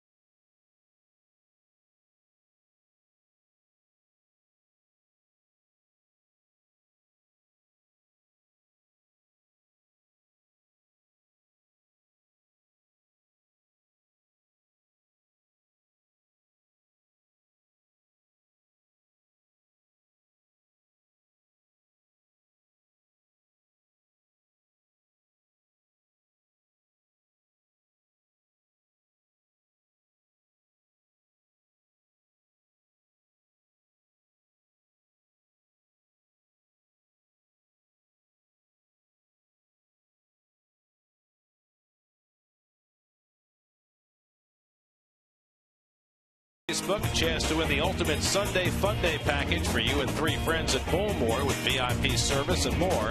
It's the SNY Sunday Fun Day sweepstakes presented by Boomer Esiason Stadium Grill at Bullmore. To enter, visit Facebook and like SNY today. Mike Davis moves away from a first pitch curveball from Wandy Rodriguez as we go to the bottom of the 4th. Ike was walked his first time up. Call strike to Davis, 1-1. Davis, Shopik, and Torres for the Mets. Pirates put 4 up in the first inning. Mets got 3 right back, but Wandy Rodriguez has settled from there. Well, not a lot of hits since he gave up the back-to-back home runs to Turner and Wright in the first inning.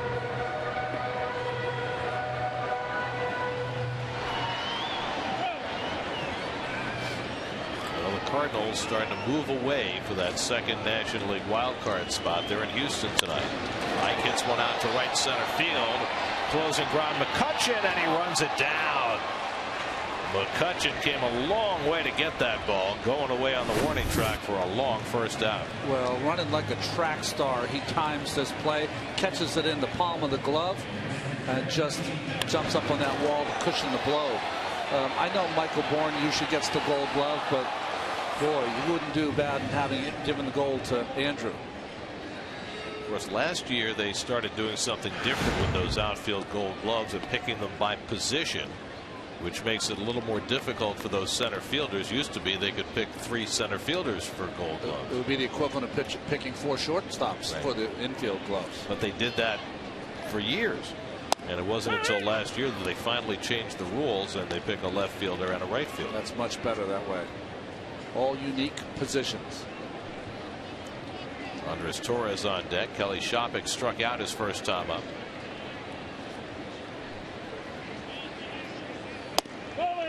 So the Cardinals are up 2-0 in the second in Houston. Meanwhile, the 2 teams chasing them, the closest, the Brewers and the Dodgers, each 3.5 behind, and Milwaukee is down 2-0 in Cincinnati. Facing Johnny Cueto tonight. Still trying to make a run for the Cy Young. Dodgers are in San Diego later with Josh Beckett on the mound. But more and more it's looking like it's going to be the Braves and the Cardinals in that first ever National League wild card game. I wonder how much Josh Beckett, the real Josh Beckett, has left. The guy that is dominant. I think maybe you got to put him up there in the top 5 games ever pitched to clinch a World Series. I mean, that shutout against the Yankees on Game 3 6 hits. in 2003. I mean, but that's 9 years ago. I know. That's the state of the game. You get betrayed by the calendar. It happens to everyone. Armas with the overhand throw gets Shopik 2 away. Well, calendar, fried chicken. That's so basic. There's Andres Torres. By the way, in the next half inning, we're going to be spending some time with Mets general manager Sandy Alderson. Chance for him to talk a little bit about this season and where it has been and where it has gone, and look ahead to next year as well. So that'll be an interesting chat. Torres popped up his first time up and takes up and away for ball 1. It's going to make for some interesting meetings, you know, after the season. Much of the front office, coaches and staff, they all get together and really discuss what happened at the big league level as well as what happened at the minor league level as they try to sort through how to get better. And before they even make a move in the offseason, before they try and sign David Wright or sign R.A. Dickey or decide what trades they want to make, they've got several players where they have to figure out where they fit in. Where does Lucas Duda fit on this team? Where does Jordani Valdespin fit on this team? Is Daniel Murphy your long-term second baseman? Where does Familia go? Where does Mejia go? There are a lot of moving parts on this team before you even make decisions about who stays and who goes. Yeah, the depth chart would be pretty interesting as far as where people are, where to move other people.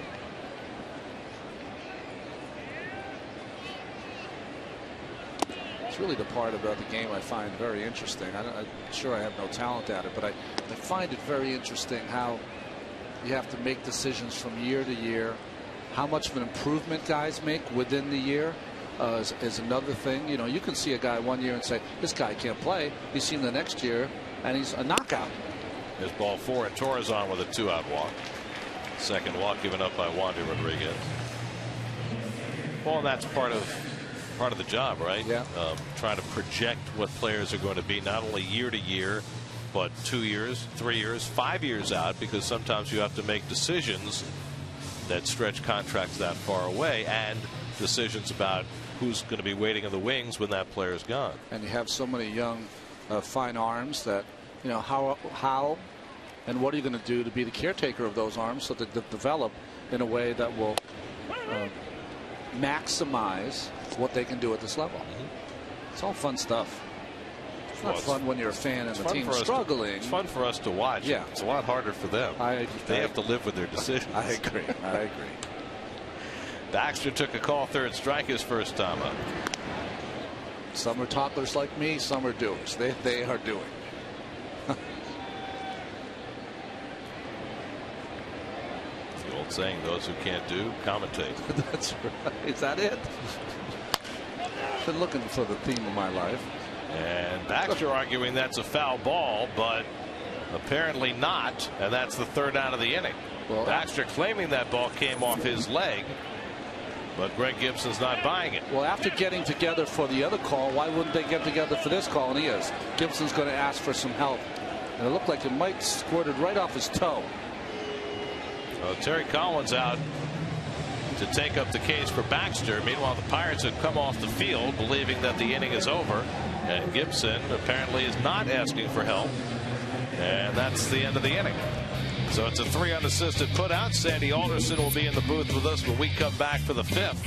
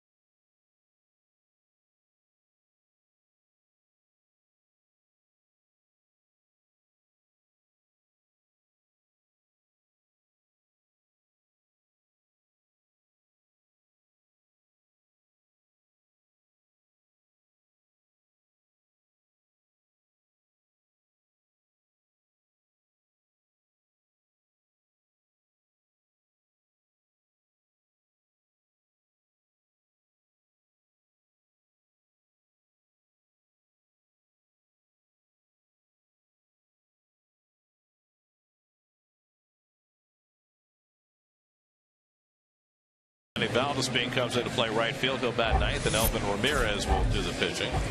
Elvin's numbers through 15 games. And we're very pleased to have with us in the booth Mets General Manager Sandy Alderson, brought to us by the Xerox business of baseball. Xerox, ready for real business. How are you? Happy to be here. This has been a very difficult season to assess, I would think. I mean, for all the success you guys had in the first half and all the distress you've had in the second half, how do you look at that and make reasoned judgments about what you've seen? Well, it's a good question. You look at the first half, second half anomalies. You look at home and road splits, and you really do have to sit down and try to make sense of it. And we've tried to do it in a couple of different ways. Notionally, if you will, just thinking about the kinds of things that might have had an impact. We've done it. We're looking at it from a statistical standpoint, just looking critically at what did happen, so we understand performance-wise what the differences were, while not necessarily knowing what the underlying causes were. So we're spending a lot of time trying to assess that, but it certainly. Winning at home is important to us, and finishing strong is important. We haven't done that for 4 years, and we need to figure out why. When you take a cursory look at this second half, and you make the point that it's now been 4 straight years for this franchise, and there are some seasons, probably more so before you got here, when you could certainly blame injury as a large-scale piece of a second half poorer performance than the first half. Not really the case this year. So when you look at it as an overview, what do you see as what happened to this team coming out of the All-Star break and since? Well, I think that well, not necessarily focusing on injury, I think focusing on performance. If you just look first half, second half, Johan Santana, was a big plus for us in the first half. Really did not get much out of him in the second, but probably not unexpected. We've had other players who would perform better in the first half than the second half. Is that related to anything specific? Is it just sort of the randomness of the game? I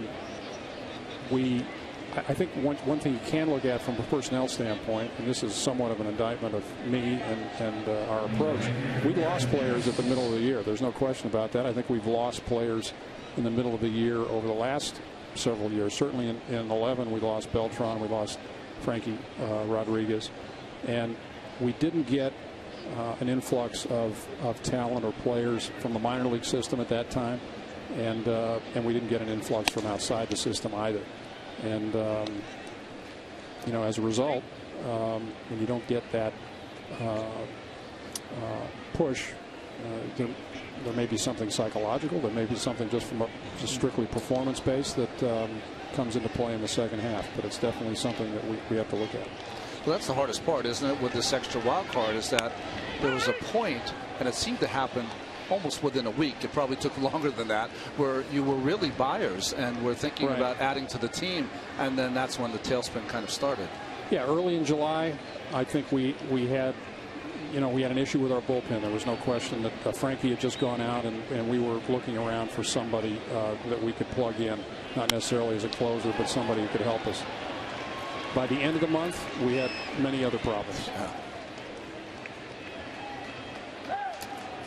And so when you look back and see what happened in the second half, and I think, you talk about losing Dylan G and Santana's performance going down, but the offense also took a big hit, and it's really the same personnel first half, second half. You lost Neuenhuis, but his performance had already started to tail off before you sent him down. So what do you see there? Because this team had such great buy-in offensively in the first half, and it just hasn't seemed to be that way the second half. And we've looked at that, because we've looked at, for example, pitches per plate appearance, first half, second half, and they're down significantly in the second half. I think sometimes that has to do with a mix of personnel. If you go back and look at who we had in the lineup consistently over the last year and a half, because really the buy-in was over the last year and a half. It wasn't a half season and then we canned it and did something else. I think it was over the last year and a half really we had that buy-in. But when you start mixing in some additional personnel that maybe don't approach it that way, I think it can have an effect on the overall approach. And that's not an indictment of anybody, but there are certain players that we have had playing over the last 2 or 3 months that probably don't reflect that approach as well as others. I remember when I was in here a few months ago, and made the comment that you build teams on speed or power, and we don't have either one. Right. What we had at that time, I think I tried to emphasize, was an approach. When we lost the approach, we didn't have the speed, we didn't have the power, and we didn't have the approach. And of course, we didn't hit with men, in scoring position with 2 outs and a lot of other things in the second half. But it really underscored some of the things that we need to do. For example, power-wise, if you look at the last 4 or 5 games that the last 4 that we've won, we've out-homered the opposition in every one of those games. You cannot win consistently at the major league level if you don't have some measure of power, and we haven't had as much as we need. So, there are a lot of different things that we're looking at, and we're obviously going to have to look at for next season. In some respect, I'd rather see a decline in the second half than an uptick in the second half, because we're certainly not lulled to sleep here. It's not like we have any more confidence today than we should. Well, if you put the offense aside, usually when you bring up a guy like Matt Harvey, you try to temper it because you just don't want to put too much expectations on him. But he outshone those expectations. Yes, he did. Yes, he did.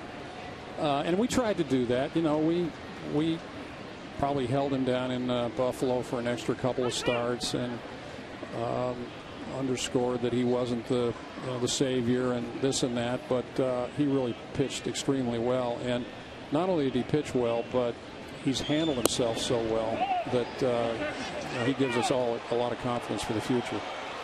A couple of walks and a hit, and the Pirates have the bases loaded. Ronnie and I were talking before you came in about some of the decisions you're going to have to make before you even start thinking about who stays and who goes. For instance, is Lucas Duda an outfielder or a first baseman? Is Henry Mejia and Jeurys Familias, are they starters or relievers? Where does Valdespin fit in? Is Murphy the long-term answer at second base? Do you have outfielders who belong here? Right. And how difficult is it going to be, and how do you go about making those decisions before you ever move forward on all the other stuff you have to do? Well, we're doing a lot of that right now. Take without naming names, we're looking at defensive metrics. We're looking at offensive metrics. What kind of offense do we have to get from player A in order to justify playing time if the defensive metrics are not there? Is somebody more valuable to another team at another position than he possibly is with us? What is coming through our system? What might be available in the free agent market? What talent do we have at certain positions that we might be willing to trade in order to shore up other positions? It's a complicated process, but something I think every team goes through. We're doing that currently, trying to assess exactly what we have and try to be in a position not to move quickly, but to be confident in the direction that we take over the next 6 to 8 weeks. Something slightly distasteful happened last week around this club, and I want to get your take on it. A story was written about Ike Davis and the team's intentions as far as Ike is concerned, and some rather disparaging remarks made attributed to a source, and who knows who the source is. When something like that happens, what kind of impact does it have on you, on the player, on that player's trade value, and the entire organization? It's a good question, and maybe my answer will distract us from what's going on in the field. A bases loaded walk to make it 8-3. Yeah. I don't think it causes a lot of long-term harm as long as the situation and the relationship is managed internally. I don't think another club 2 months from now is going to put a lot of stock in a story that was written toward the end of the season. I think what's more important is that we have a good line of communication with the player.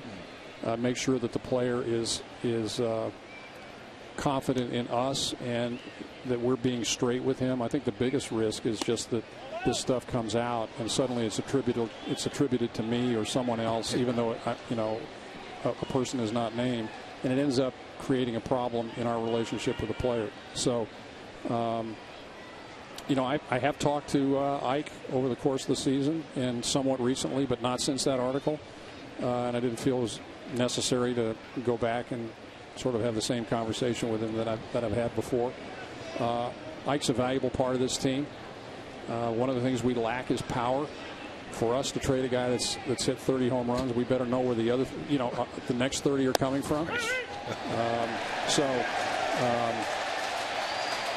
At some point, you don't just ignore those stories, but I think you have to manage them, and most of that happens internally. Sandy, how hard was it with Ike early in the season to not send him down? That had to be one of the toughest decisions for an organization to make. Yeah, that was. Davis makes the play, and the runners hold.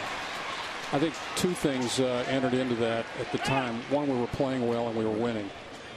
And number two, we didn't feel that we had a lot of good alternatives. And in the case of Lucas Duda, we were still in the middle of that right field experiment and really didn't want to pull him out of there and put him at first base while Ike was in AAA.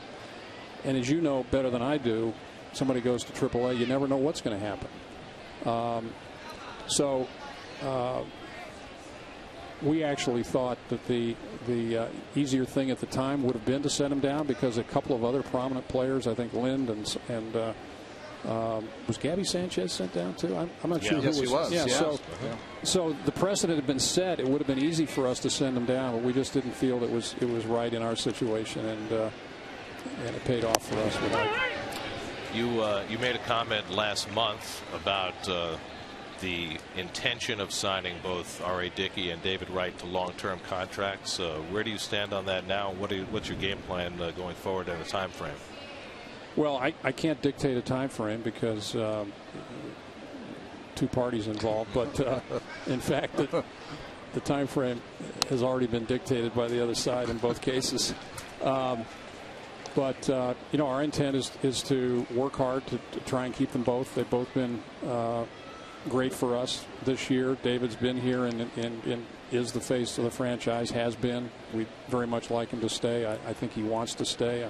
I'm sure he wants to know where we're headed and the things that we intend to do to make it a winner.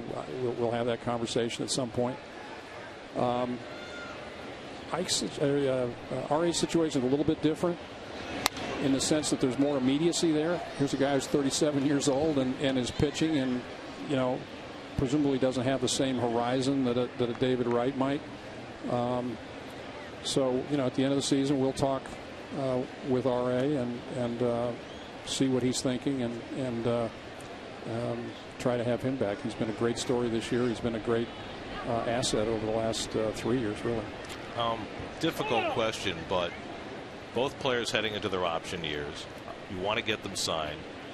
If you find quickly that it's hard to make a deal or they're reluctant to sign, does that make them trade bait at that point? Do you look to maximize your return at that point? Well, I wouldn't go so far as to say it makes them trade bait, quote unquote, but I think that you have to constantly assess where you are and where they might be and make the best possible judgment. We get criticized from time to time for not trading Jose Reyes last year. I still think that we made the right decision holding on to him, and he had a great season for us, and I think there was still an opportunity, small perhaps, that we could have re-signed him. But that question comes up, and that's something that we would have to, of course, reassess as time went on. If we felt that there absolutely was not any way that we were going to get something done, then we would probably approach it one way. But I think we tend to be optimistic and see where it takes us. You look at your bullpen, and you were talking about it struggling before. You've got to be happy with one, Edgin's arm and energy and guttiness, and secondly, Carson's improvement from the first time he was up. Yeah, Carson, I think, talking about him a little bit first, I think he benefited from just his short stays with us earlier in the season. In one or two cases, I don't think he even got to pitch, but just making him more comfortable with the Major League clubhouse environment and the game environment. He's got a great arm and left-handed, of course, and if both he and Edgin can continue to emerge for us,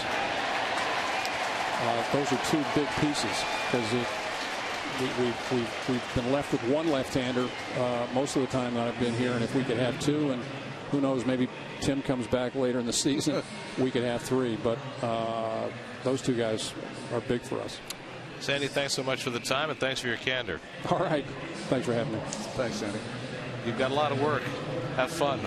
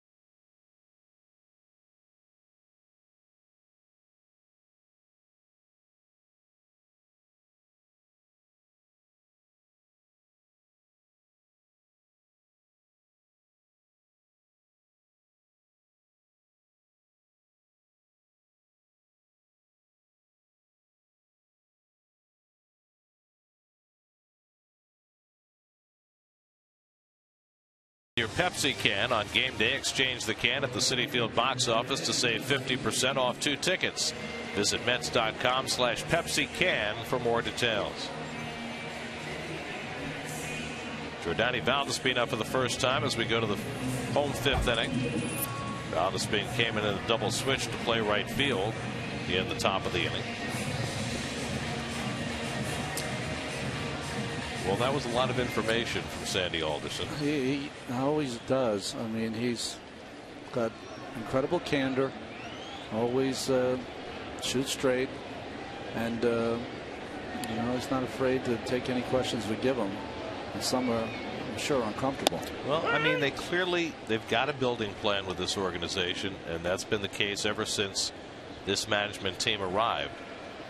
But you raise expectations when you have a team play the way they did in the first half this year, as Barmas fields the ground ball by Valdespin. And I think that, you know, that's fueled a lot of discomfort on the part of the fan base, the way this team's played in the second half. Now, if you go back to preseason, a lot of the so-called experts were picking the Mets to finish last, lose 100 games, and be an abomination this year. Well, it didn't work out that way, and I think that sometimes that can take you out of your long-term game plan as an organization. Well, you know, I think that you know, we're trying to ask the questions that people want answered at home, but you know, some of the things that we didn't get to, because you don't get to those questions, are, you know, there are places to go where you're looking for answers, whether it be catcher, outfield, but you know, the infield, when you look at it all season long, especially with the Ike in the second half, boy, Wright, Tejada, Murphy, Davis, it's been one of the strengths. Yep, no question. And you know, for most of the season, starting pitching has been a strength as well. Absolutely. And you certainly expect it to be next year. And there's going to be a lot of competition at a lot of different positions, and that seems to bode well for most teams. You know, because what happens, Gary, as soon as the last pitch is thrown on Wednesday, that competition starts, and the people that start their workouts or more earnest in their workouts getting ready for spring are the ones that are going to have a leg up.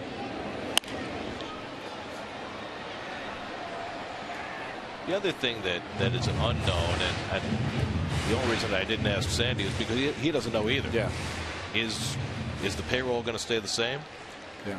Because I think there's a perception out there that, you know, the Mets should go out and spend a ton of money on free agents in the offseason. You know, there's a Michael Bourne out there who's going to command big dollars, who fits the Mets in terms of the piece, but in terms of his age and in terms of the way this team is building toward the future, you don't know if he's going to fit, and you don't know if the dollars are going to be there to spend.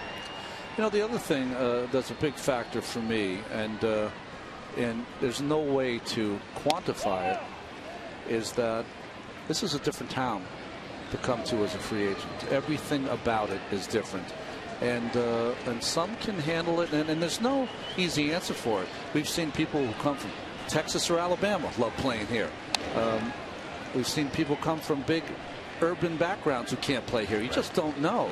And, you know, that's where the unknown is for when you go out there and sign a free agent. Well, that's where you have to do your due diligence, too, because you don't necessarily know, but you can ask a lot of questions that can give you some of those answers. Yeah. And that just missed. And a full count to Tejada with 1 out and nobody on. That type A personality works well here, you know, in this, being able to have broad shoulders and take a hit every once in a while. 9th pitch of the at bat to Ruben, and he taps one slowly. Sanchez has to field it, and the flip goes behind Rodriguez, and Tejada's safe at first. Well, Sanchez tried to rush it as he barehanded it, tried to flip it in one motion, but not on target. Tejada gets credit for an infield hit. It looks like Rodriguez is holding his side. Did Tejada clip him? Yeah, he clipped him right on the side, right side of Rodriguez. This is not how you make this play.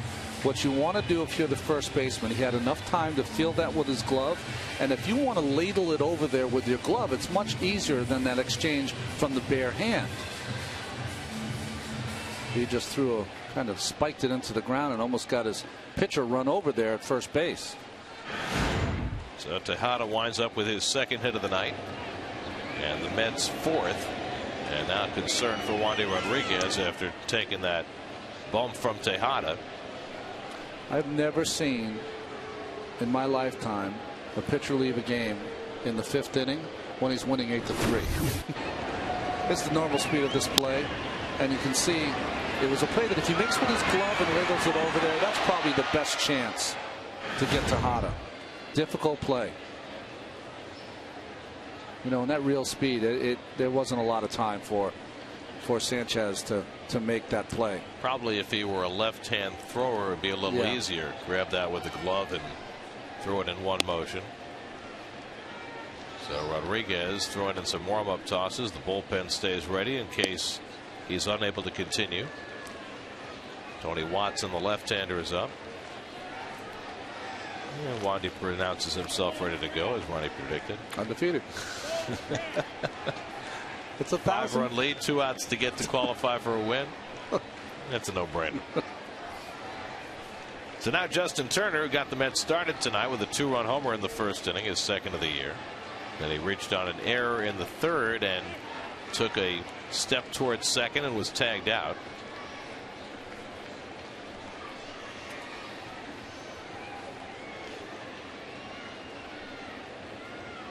And Justin hits one into right field, falling fast, and a diving catch by Garrett Jones. Jones showing unexpected speed coming in on that ball and robs Turner of a hit. Boy, where did that come from? Garrett Jones, known for his hitting, not really known for his fielding, but he was real aggressive. As soon as he saw the ball off the bat of Turner, you know that they're shaded to right field and a little shallower against Tejada and Turner, and just a fine backhand catch.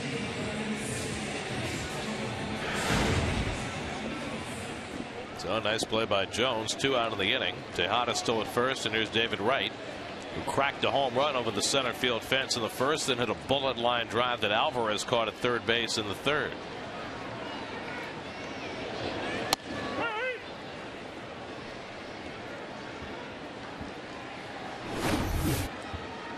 The Coors Light freeze cam, just getting that glove underneath enough, catching it right in the pocket.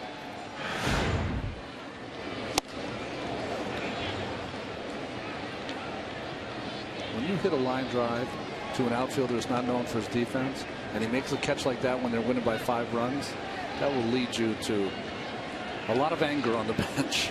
Well, when he dives for that ball, the first thing you're thinking is, it might roll to the wall. That's right. Right, pops one up into shallow right. Much easier play for Jones. And that retires the side. An infield hit and 1 left. We're through 5 now at Citi Field. 8-3 Pirates.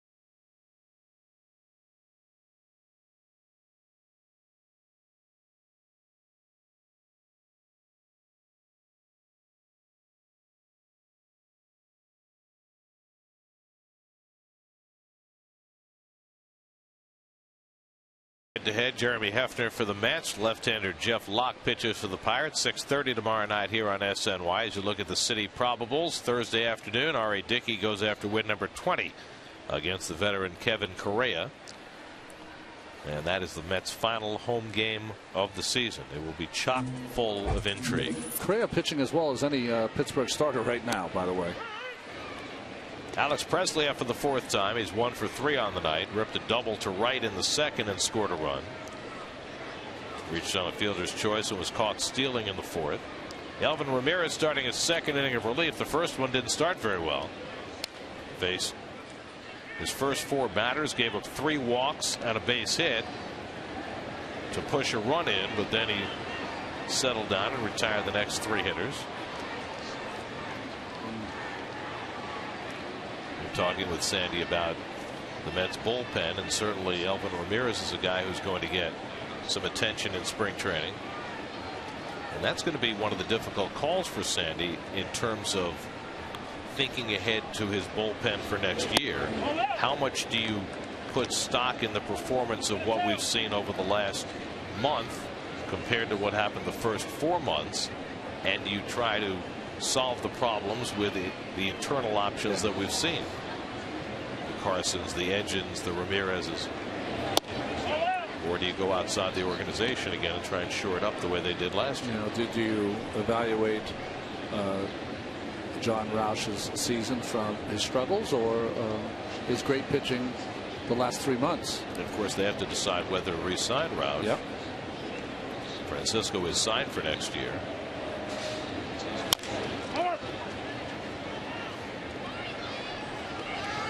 But I think the intrigue is in the younger arms. Is Familia part of that bullpen next year? Is Mejia going to start, be in the bullpen, or be in the minor leagues as starting insurance? And there's so many questions and so many good arms to choose from among this young cadre of pitchers now. How many of them are ready to contribute 70 games a year out of the bullpen? That's a different question. Whether, as opposed to whether they have good arms, which we know they do. Well, I know that, I don't know if all pitching coaches do that, but I know a couple who spend a good part of their winter, Gary, visiting their pitchers at their homes, seeing where they work out, and having a day or a day and a half or so to just have a discussion. You know, when you're in mid-season, fly ball to right field, Valve speed under it. When you're in mid-season, you know, there's so much. There's a grind. There's a have to get a couple outs tonight. All those things if you're a reliever. But sometimes having a dinner with your player at his home and discussing the 4 or 5 things that you know will make him a better pitcher can help with his development over the winter as he works on things. You know, you were talking about before the competition for jobs beginning right after the last pitch of the season, as far as guys going home and getting the work in. As a pitcher, it's going to be different from being a position player, because you know you don't want to spend your entire off season throwing. So what do you do to best be ready for spring training without overdoing it? Well, you do everything you can, as far as strengthening your rotator cuff with band work, making sure that you make the muscles in your forearm, tricep and bicep strong, so it takes some of the pressure off your elbow. You just build your legs up as much as you can through running, cardiovascular.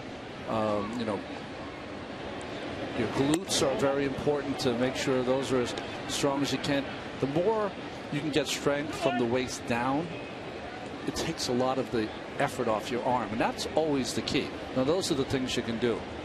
I would not start touch a ball until January, and because I lived here, would come to Shea Stadium, and the bowels of the stadium was about 10 degrees or whatever, and just honestly just play catch. And I would play catch, amp it up a little bit, but no pitching at all until I got to spring training.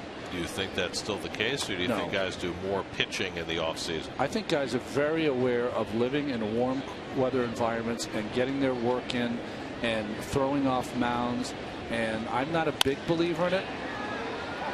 Shallow right, and out goes Turner. He takes it for the second out. I don't like my pitchers throwing without someone around, because you can pick up some bad habits. You can throw harder earlier than you're supposed to. I just like making sure when I got down there that I could, go throw 25, 30 pitches in the bullpen, but no more than that. Robert Carson in the bullpen. I think there's no need to throw. You want to save those bullets for the 6-month season, or I felt that way. McCutcheon's been on base 3 times tonight, a double and 2 walks. He's scored 2 runs. But you make an interesting point. You don't want to waste those bullets, but if you are a pitcher competing for a job in spring training, does that change the game plan? It does change the game plan, and it does change where you're going to be. I remember Ed Lynch, one of our favorites when he was with the Mets. He would have to compete against the Goodens and the Fernandez and the Berennes and all those guys. So he came to spring training with a backdoor slider from about February 22nd. So he was ready to compete for a job, and it was different for Ed. But if you're confident, you knew that you were going to have a job, an R.A. Dickey, which is different than knuckleball or whatever. You try to get yourself to April 3rd or 4th that you're ready to go. But you're right, Gary. Not everyone is in that position. But I think it's important not to overdo it. I mean, what good is having a great spring training if you come out of the blocks and you have nothing left? So it's a tough decision, but it's a decision you got to make depending on who you are. It sounds like there's a real fine line there. Yeah. In terms of being ready enough to compete for a job, but not overdoing it to the point where you win the job and then you have nothing left. Well, 84 was really the first time that I was able to compete for a job. 83, I mean, they had just signed Tom Seaver again, so he was part of the rotation. You had Walt Terrell and another guy, so I knew that I wasn't really going to get a shot, although you pitch like you're going to get a shot. But in 84, I knew that it was all on the line. I had 5 starts in September, which put me a little ahead of some other guys, but certainly not with a number on my back ready to go to New York City. But that winter, I remember I worked out with my father. I certainly couldn't throw to him, but I worked out with him getting ready with agility work and strength work and all that kind of stuff. And I still lived in Massachusetts and New York at the time. I split my time. but that was the first time that I started to throw to a catcher. Still not throwing any breaking pitches. Davis at the railing, has room, and that retires the side. But I was ready, as far as my fastball was concerned, to throw it to both sides of the plate when we went to spring training. 6 in a row retired by Elvin Ramirez. 8-3 Pirates in the 6th.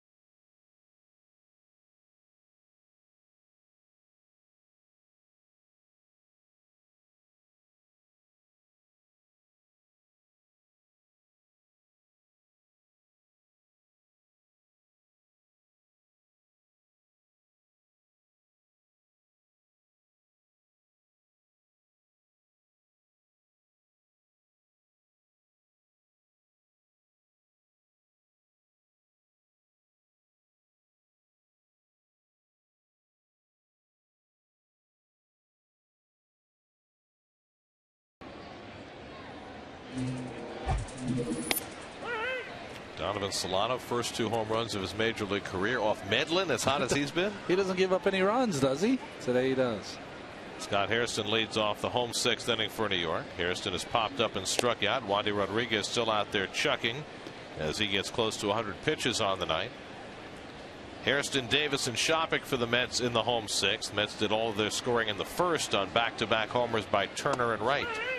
And that curveball in for a strike, and it's 1-2.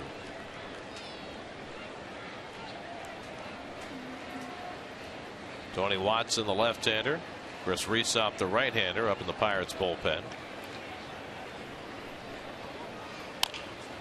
Ground ball down to third, comes up for Alvarez, and the overhand throw in the dirt, but scooped out by Sanchez. 1 away. So 1 out and nobody on. Let's check in with Kevin. You know, Ronnie, listening to your conversation last half inning about, you know, the off season and picking up a baseball and pitching and things like that, I feel like you've talked to Mike Nickias. I was speaking with him in the dugout for a long time, and he has asked Matt Harvey, Zach Wheeler, and Colin McHugh to train with him at Georgia Tech this offseason. They all live in the Atlanta area. Nickias actually trained with Harvey and McHugh last year. And I asked him, what types of things do you do and what are the benefits to everyone with that? And he said, well, I think there's a lot of things. He said, for me, you know, I get to see them. I get to see their velocity. It gets me, in, you know, pretty sharp for spring training, which I like. But, you know, we started in January. You know, the other 2 guys were going to come, and I invited Zach Wheeler when I was in AAA. And I think it's an informal give and take with us. And it's a really good thing. You know, we exchange a lot of ideas. We talk a lot of baseball. And quite honestly, as Davis grounds out with the second out, you know, we may talk about things that we don't really necessarily feel like bringing up with the coaches. You know, you talk about the game, you talk about things that maybe you don't want to bring up in that type of forum. I think the other thing is that I have known those guys a little bit now, and I got to know Wheeler in AAA. That exactly what you said, Ronnie. He said, I don't want them throwing too hard early at that point, and I think I could kind of tell. So hopefully I could help them in that way. But just hearing your conversation, Mike Nickias and those 3 guys are going to do that in the offseason. I was curious your take on that. Well, I think it's a great, Kevin, when you can. Two things are at play there. One is that you're around your teammates, you're around other ball players, so you push each other. Two, if you're a pitcher, it's always great to have a catcher around because you have someone that you can throw to. But I think even more importantly is that you watch and you go, oh boy, he ran 4 miles today. I only ran 3. You know, that kind of competition in the winter is fantastic. And it also can come to the point where you have one of those days you don't want to be out there. You don't want to be riding the bike or running or whatever you have to do. And you look at each other and go, we can't waste a day, guy. We got to do it. Let's just get it done. And it helps in that way because sometimes when you're by yourself, you'll go, you know what, I'll take today off and I'll do it tomorrow. You don't do that when your other teammates are around. Is there a danger of pushing too hard in that situation? I don't think so. I think you know. Off Alvarez's glove, has time to recover and throw out Shopping to end the inning. I don't think so. You just it's good to be out there and working out every day and getting closer to where you want to be. 1, 2, 3 go the Mets. A bullet off the bat of Shopping turns into an out.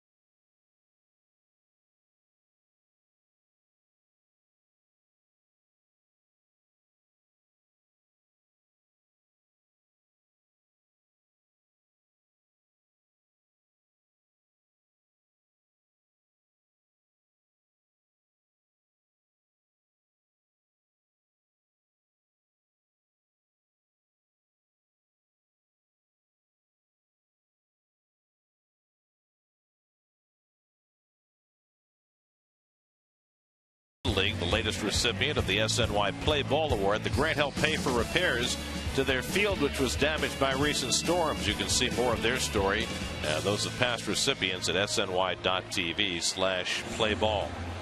New battery for the Mets. Mike Nickius comes in to catch. He'll bat 8th where the pitcher had been. And Robert Carson, the new pitcher, hit 6th. Well, you got to watch what Robert Carson is going to do today after we spent some time talking about him with Sandy Alderson. Didn't have a good night last night. Faced 2 batters, gave up 2 hits. And he'll face Garrett Jones, who had one of those 2 hits against him last night. Jones tonight, a walk, reached on an error, and singled. He's driven in a run. It'll be Jones, then Gabby Sanchez and Pedro Alvarez for the Pirates in the 7th. Pirates scored 4 in the 1st, 3 in the 2nd, tacked on 1 in the 5th against Elvin Ramirez. But Elvin settled in nicely after giving up 3 hits and a walk to produce a run. He retired 6 in a row.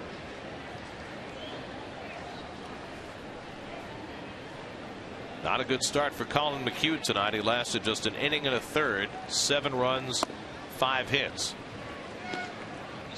It's the 4th time this year the Mets starter has failed to go 2 innings. Of course, last week it was Jeremy Hefner. It happened to Johan Santana twice against the Braves, and now McHugh tonight.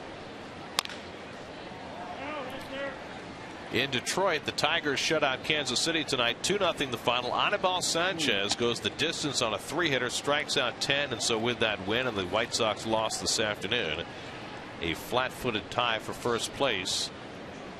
Both the Tigers and the White Sox at 82 and 72 with 8 games to play. They're done playing each other. Yes. Kansas City has been playing all the contenders, haven't they?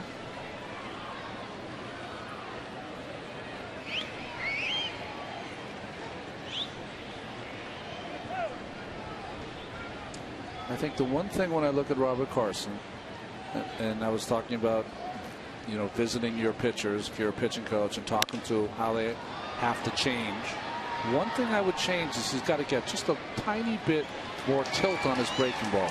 His breaking ball right now is in between a slider and a curve, which is fine, but he's just got to make sure that any mistake he makes with it, it's down and away in the dirt, not inside, which he's left a couple in this second half.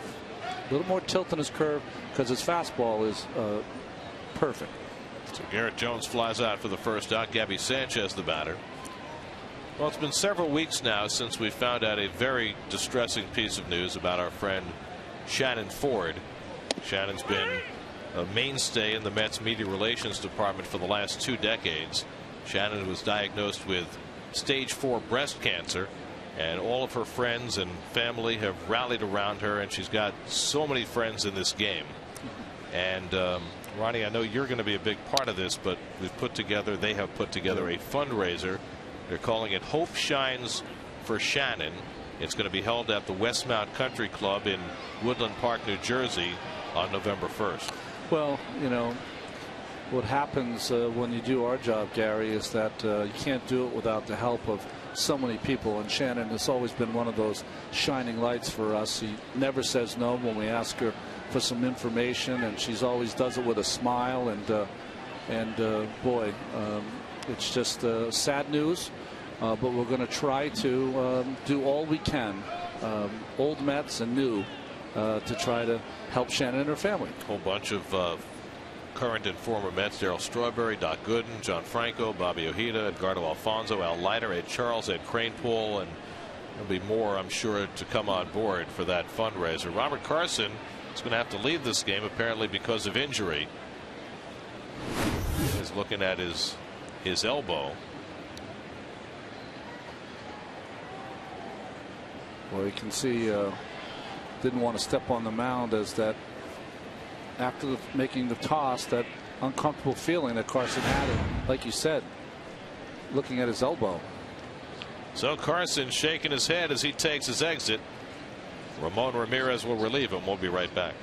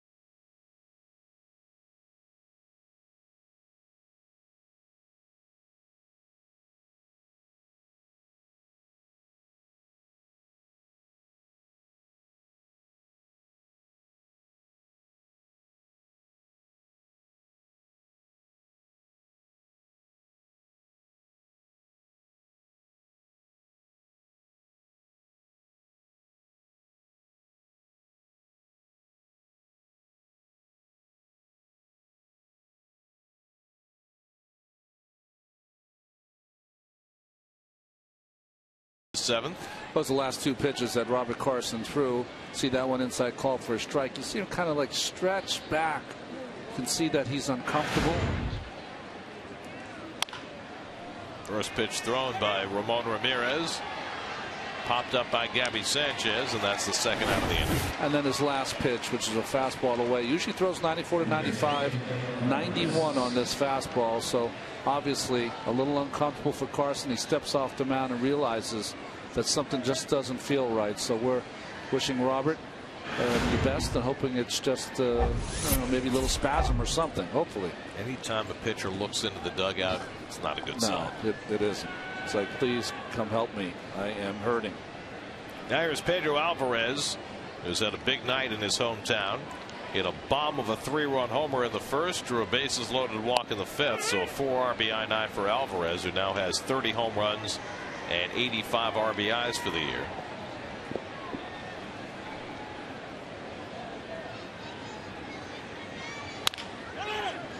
Little tapper toward first, and Ike Davis will put it in his pocket to retire the side. 7th inning stretch time at Citi Field, 8-3 Pittsburgh.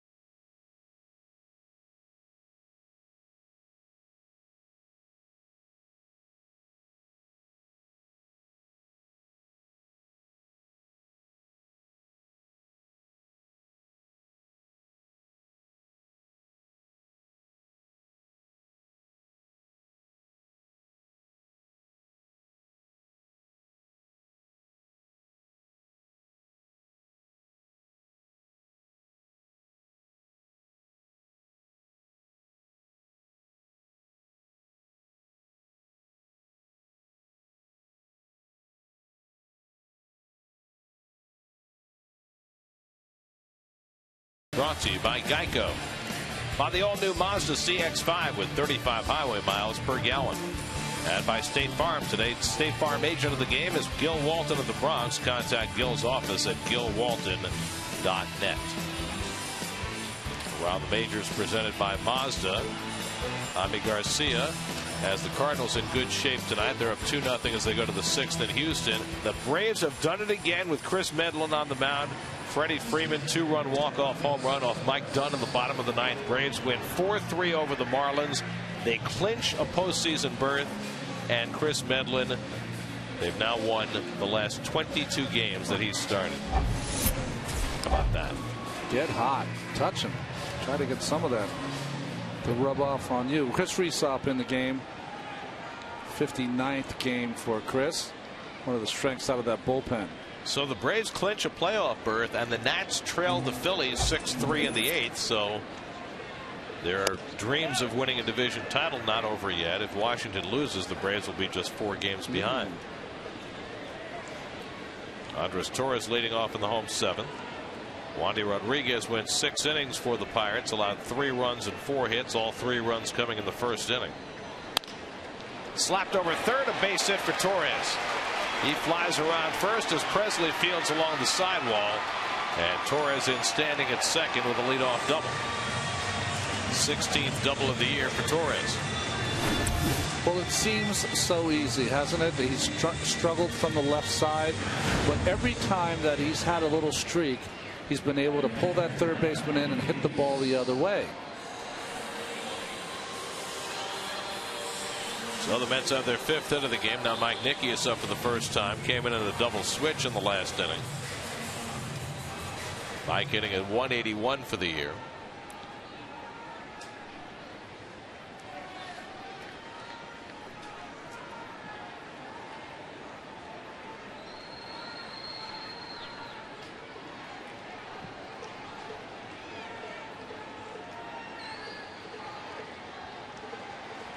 And Nicky is with a first pitch grounder, handled by Barmes for the first down, as Torres holds at second. Let's look at tonight's AT&T trivia question prior to Pedro Alvarez, who was the last left-handed hitting third baseman in the National League with 30 or more home runs. I got this one. You do? I do. Jerry's Familia is up in the Mets bullpen. It's obvious the switch is an easy answer, but not the left. Yeah, left-hand hitting National League third baseman with 30 home runs. Valdez being grounded to short his first time up.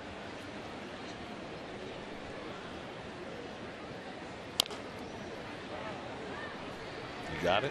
I don't, but give me time, because I'm in that kind of mood to get it right. I can throw a little hint for you. Okay, give me a little hint. He's currently tied for first place. Oh.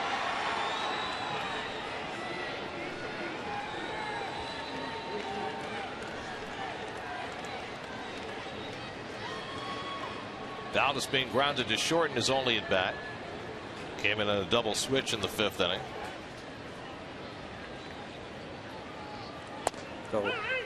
Got it. Okay. Thank you for the hint.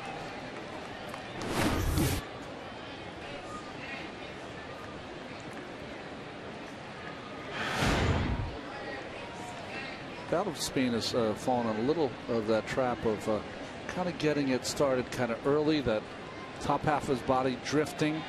So don't have a lot left, a lot of foundation left to swing the bat. And he rips an 0-2 pitch into right field for a base hit. Torres being stopped and then sent. Jones's throw is cut off.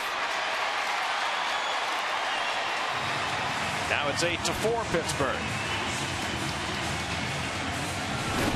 That'll probably be an error on the right fielder, because rightfully so, 5 runs down. You're not going to send Torres, but Torres made a good read. Once he looked out in the right field, he saw that the bobble by the right fielder Jones.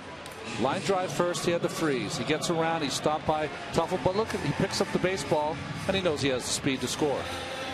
It's a single for Valdez-Speen, no RBI. The run scores on the error by Garrett Jones, the Pirates' second error of the night. So now it's 8-4 Pittsburgh. 1 out and 1 on for Ruben Tejada, who's 2 for 3 tonight. Ray Searage, the Pirate pitching coach, on his way out to talk to Resop, as the lefty Tony Watson throws in the bullpen. Well, it's Tuesday, which means that it's T-shirt Tuesday. They've done a great job this year with these T-shirts this year, and the T-shirt looks ahead to Thursday. So it's a Tuesday T-shirt looking ahead to Thursday. It's an eye. What would you call that symbol? It's not a heart exactly, but it's kind of like a knuckleball heart. Okay. Oh, it's a knuckleball heart, right? I heart RA. Anything on the back? Just Dickey 43. Oh, that's nice. I like that. Okay, that's cool. Simple. So very nice T-shirt that folks who came tonight can wear for Thursday afternoon's attempt for 20 victories.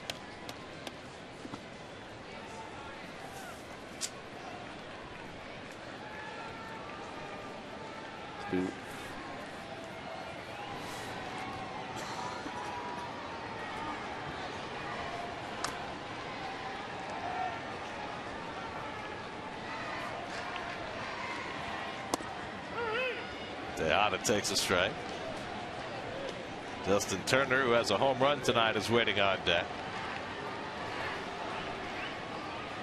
Well, the Baltimore Orioles are in trouble tonight. Down 4-0 to Toronto going to the bottom of the ninth. Baltimore starts the day trailing the Yankees by a 1.5 in the AL East, which is the largest lead that either team has had since the 2nd of September. So they went more than 3 weeks, the Yankees and Orioles, without being separated by more than a game until today. A lot of it was happenstance, though. They were winning on the same night and losing on the same night. It was very, very strange for both ball clubs. Yankees are up 2-0 in the 6th in Minnesota. Ball and a strike to Tejada. Baltimore still with the lead in the American League wild card. They started the day a 1.5 up on Oakland, and Oakland is 2 games up on Anaheim.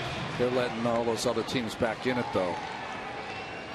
Well, even Tampa Bay is still in it. They're only 3 behind the second wild card, and they're up 5-2 in Boston in the 8th tonight. I don't know if they're still doing it, but they went a few days without taking any batting practice and threw up a couple dozens. 2 12-run games for the Tampa Bay Rays, who have just struggled mightily. The Rays offense has been very funny this year. They've been either very hot or invisible.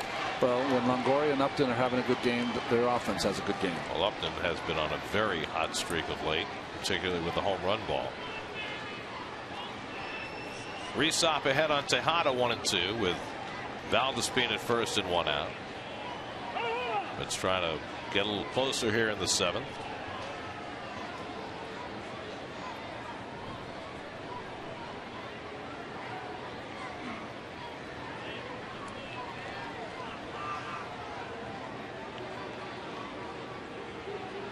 There goes Valdespin, and Tejada fights off that inside fastball.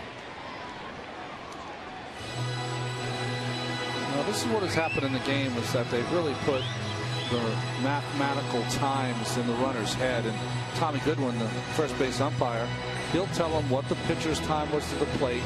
If it's over a certain number with the speed that Valdespin has, in all probability, great chance to steal a base. Of course, the other piece of that equation is if you're 4 runs down in the 7th, you better make it. Exactly. Now the 1-2, and Tejada fights it on.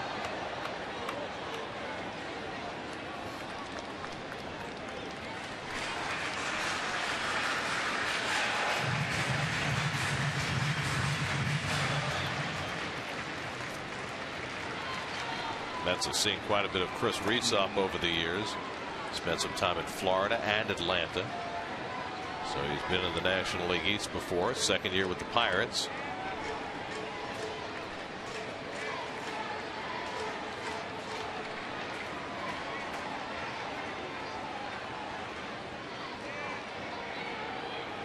Valdespin runs again, and Tejada fouls it off again.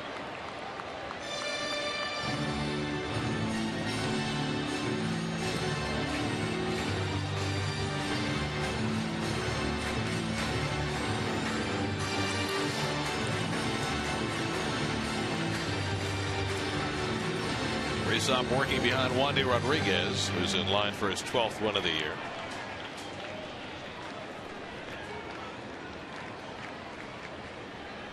Valdespin's been running twice during this at bat.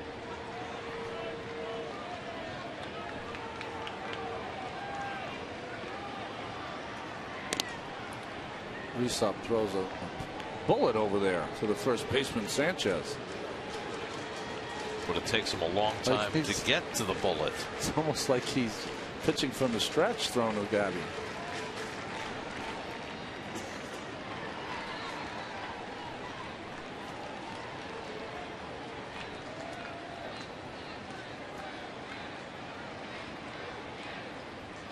Again, the 1-2, and a number up the first baseline. It'll go foul.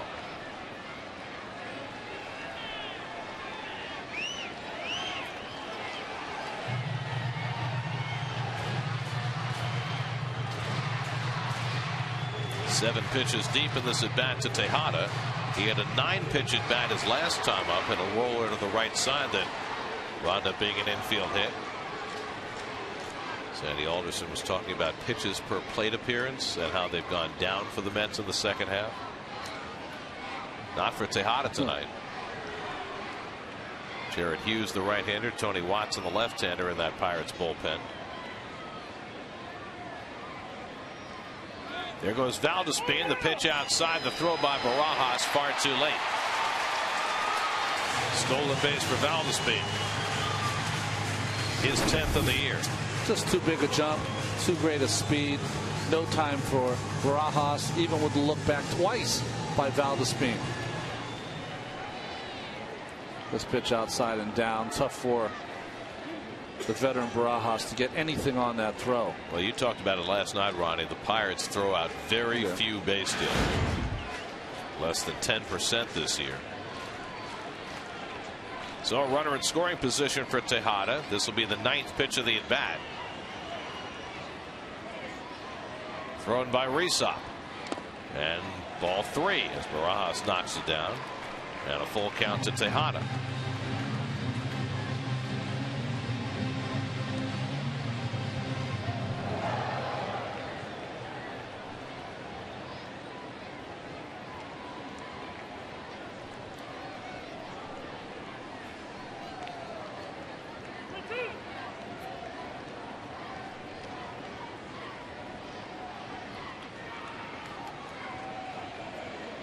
So another marathon plate appearance for Tejada.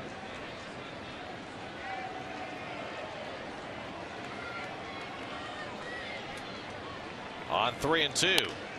Drives one foul. I was talking to Bob Melvin, who was the manager of the Oakland Athletics, and I asked him if September made it easier for him to manage because you have so many arms in the bullpen. You can really interchange and strengthen numbers. He said, well, it's nice to have numbers, but there's a lot of guys in that bullpen. I don't want pitching late in the game, which usually don't get from a manager, especially not in a pennant race. And sometimes it takes you part of September to figure out who those guys are. Right. Sometimes you can catch lightning in the bottle in September. Think back to what happened with the Angels back in 2002 with Frankie Rodriguez.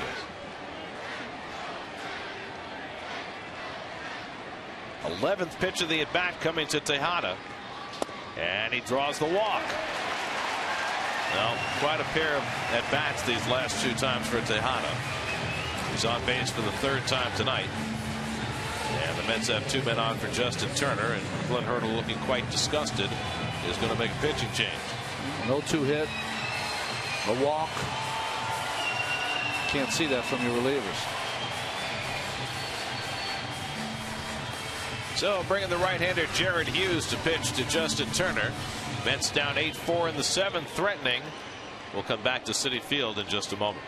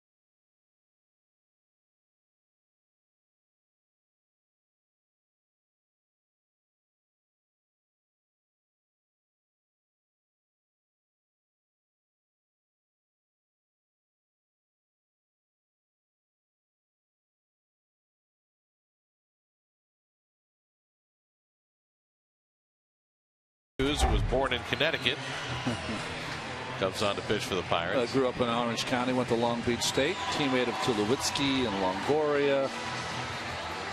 But he was born in Connecticut. Of course, he moved when he was 2, so right. It hardly counts. Keith would be aghast.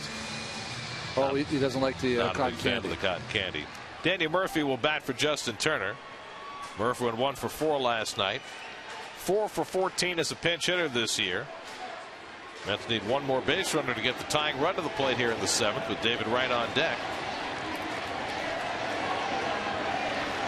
Fake by Hughes right away. We've seen him pitch before. He's a big body guy, 3/4 guy, good sink, good slider.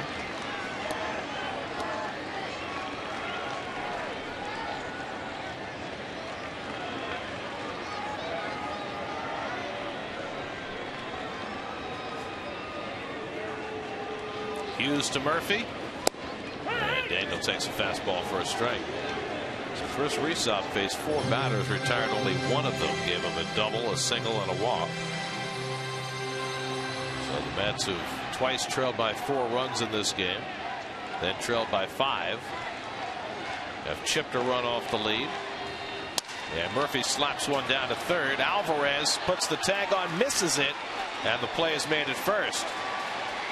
So Valdespin able to avoid the tag in the judgment of the third base umpire Manny Gonzalez, and Clint Hurdle out to argue that Valdespin went out of the baseline. Well, with Murphy running, he could have went the conventional way. But he tagged him with the glove. Without the ball. Without the baseball. But he still went out of the baseline, didn't he? Yeah, well, I mean, he jumped onto the grass trying to avoid it. I always think that if you end up in the grass avoiding the tag, you're out of the baseline. Right, and that's where Valdespin went. Now, Gonzalez was correct in that Alvarez did not have the ball in his glove when he tagged him. If Clint Hurdle gets the umpires to get together and change his call, Terry Collins is going to blow a gasket. But watch, he tags him with a glove, ball's in his hand. But just 2 feet on the grass there, boy, it's close. Real close. But like I said, if you're on the grass, to me, you're out of the baseline. You take a straight line, which Clint Hurdle is saying, from second to third. If he's on the grass, that's 3 to 4 feet out of the baseline. You know, it's an interesting formulation there, because he didn't go out of the baseline until after the phantom tag was applied. And the tag was not a legitimate tag because there wasn't a ball in the glove. So it's I'm not sure as an umpire how you parse that. Well, and if he's was out of the base, well, if he's out of the baseline, he's automatically out. But it's only if you go out of the baseline to avoid a tag. But there was actually no tag, even though he was touched with the glove, because there wasn't a ball. That's a good point. So 2 in scoring position with 2 out for the Mets, and a chance for David Wright, who has a home run and 3 at bats tonight. His 20th home run back in the first. It's of course like for his game, he was tagged, but there's the ball. And he was not out of the baseline when that happened. I just don't know why. You know, that's a young person's mistake. That ball was hit hard enough to go around the horn with Murph running. What do you think, touchdown or interception? That's right. Or pass interference. All I know is it's talked about, isn't it? Most talked about page news. Jeez. I mean, I don't care about football enough to even read that stuff, but I know that my friends are all red-faced. Caught your attention today, didn't it? Yep. 2-1 to Wright. Baltimore has lost, shut out in Toronto tonight 4-0. So the Yankees for the moment have a 2-game lead. And they have a 2-1 lead in the 7th in Minnesota, where they always win. Still Hughes on the mound tonight. 2-1 to Wright. And now Hughes behind 3-1 with Scott Hairston on deck. If Wright gets on base, Hairston would come up as the tying run. David's next hit will tie with Ed Kranepool for the franchise record.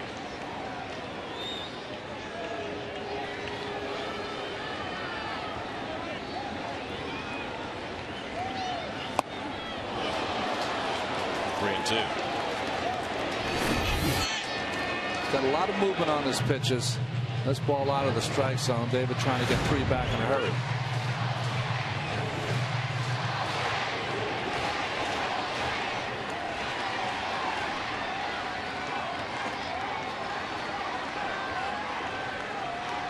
Full count to right with 2 out and 2 in scoring position. And David pokes one to right field. Jones comes over, tries to make the shoestring, but he trapped it. It's a base hit, 2-run score. It's 8-6, and David Wright with his 1,418th hit has tied Ed Kranepool's franchise career hits record. Well, nice try by Jones, who made a spectacular catch earlier in the game. A nice call by the first base umpire, Phil Cuzzy, who signaled that it was a trap, and it was. And the trap is a hit, which ties Kranepool. Nice. And they took the ball out of play, saved it for David's mantelpiece, and there you see the all-time hit leaders for the Mets. David's pulled into a tie with Kranepool. That record had lasted since 1979 when Eddie retired. And now David Wright has matched it. Coors Light freeze cam. Phil Cuzzy didn't need it. He saw it. Good call. So the Mets have pulled within 2. 3 runs home here in the 7th. Now Scott Hairston, the tying run at the plate. Scott is 0 for 3 tonight, 0 for 7 in this series.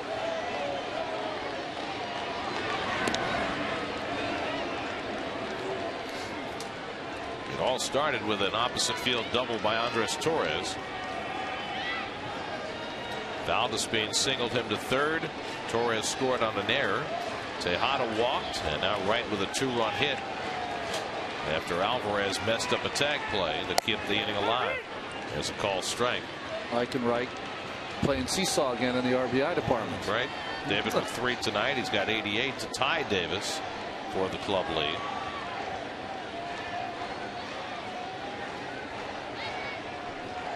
I wonder where Eddie is tonight. He's been rooting for David. How can you not? Past the mound, charging is Barmes. He'll make the play to first in time to get Hairston, and that retires the side. But the Mets put up a 3-spot to get closer. David Wright with an historic hit. A 2-run single trapped by Garrett Jones, and that ties Wright with Kranepool, and it gets the Mets within 2. It's 8-6 after 7.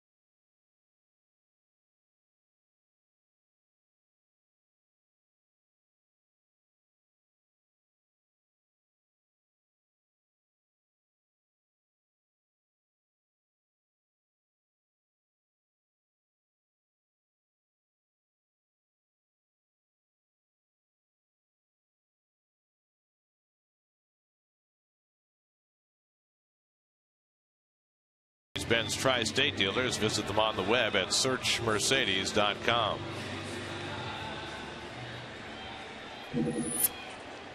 Daniel Murphy, who pinch hit, stays in the game at second base, and Bobby Parnell will be the 6th Met pitcher of the night. Bobby faced one batter last night, got a double play ball from Gabby Sanchez, and right back out there tonight for his 70th appearance of the year. Clint Barmas, Ron Barajas in the pitcher's spot up for the Pirates in the 8th.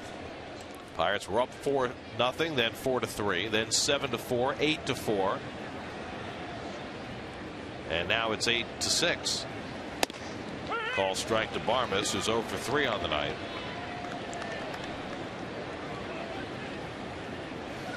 Colin McHugh got knocked out after an inning and a third, gave up 7 runs and 5 hits. But the bullpen has allowed just 1 run in 5 2/3 tonight.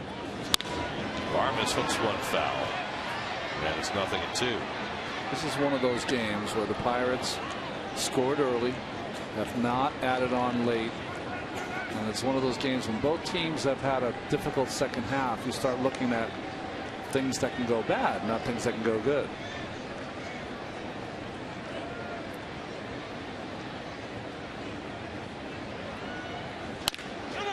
Bouncing ball for Murphy to charge.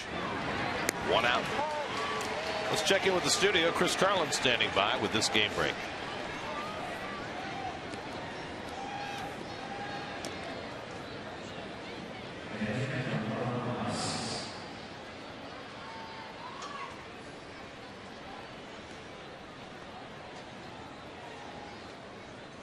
And the Braves now just 4 games behind the Nationals for the division because Washington lost in Philadelphia tonight 6-3 as Cole Hamels got his 16th win, and big Darren Ruff hit his first major league home run.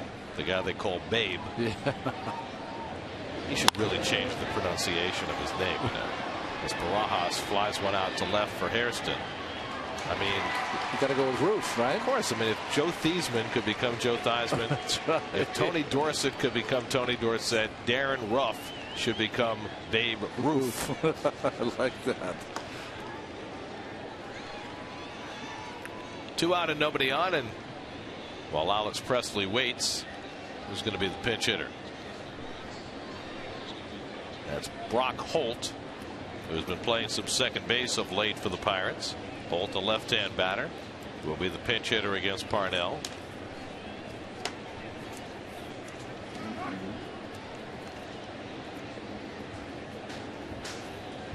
So 2 quick outs for Parnell here in the 8th inning. Rice University player Brock Holt. Veteran Jason Grilli up in the bullpen for the Pirates. Sounds like a Rice guy, right? Brock Holt. That's a real Texas kind of name. Rice University. You got Lance Berkman. Yeah. Jose Cruz Jr. Philip Bumber. Yeah. Yeah. Jeff Neiman.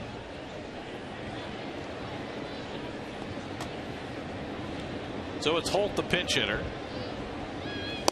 And he takes a fastball from Parnell for a strike.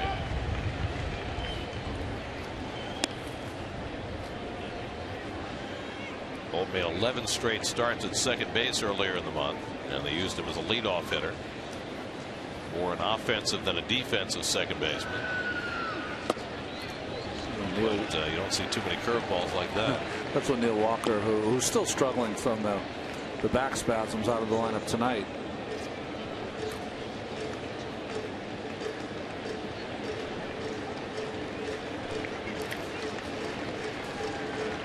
So Parnell looking for a quick inning, ahead on Holt 0-2. And he struck him out on 3 pitches. A 7-pitch inning for Bobby Parnell. Mets will go back to work in the bottom of the 8th, down 8-6.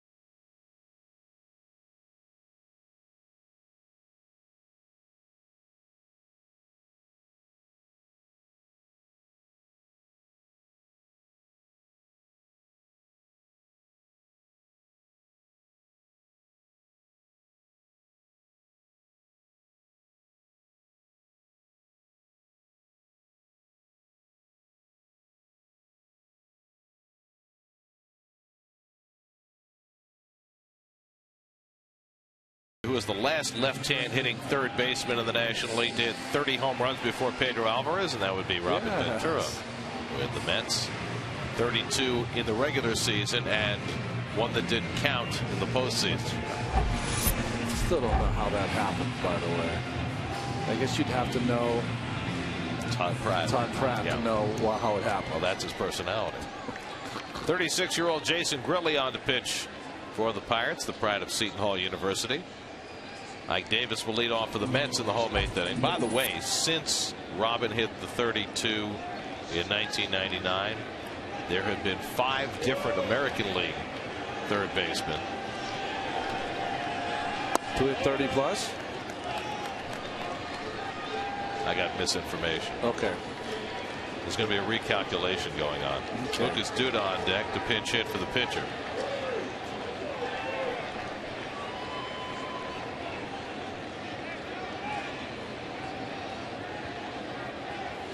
And Davis with a big cut. 1 ball, 1 strike. I mean, I always think of Eddie Matthews when I think of left-handed hitting third baseman.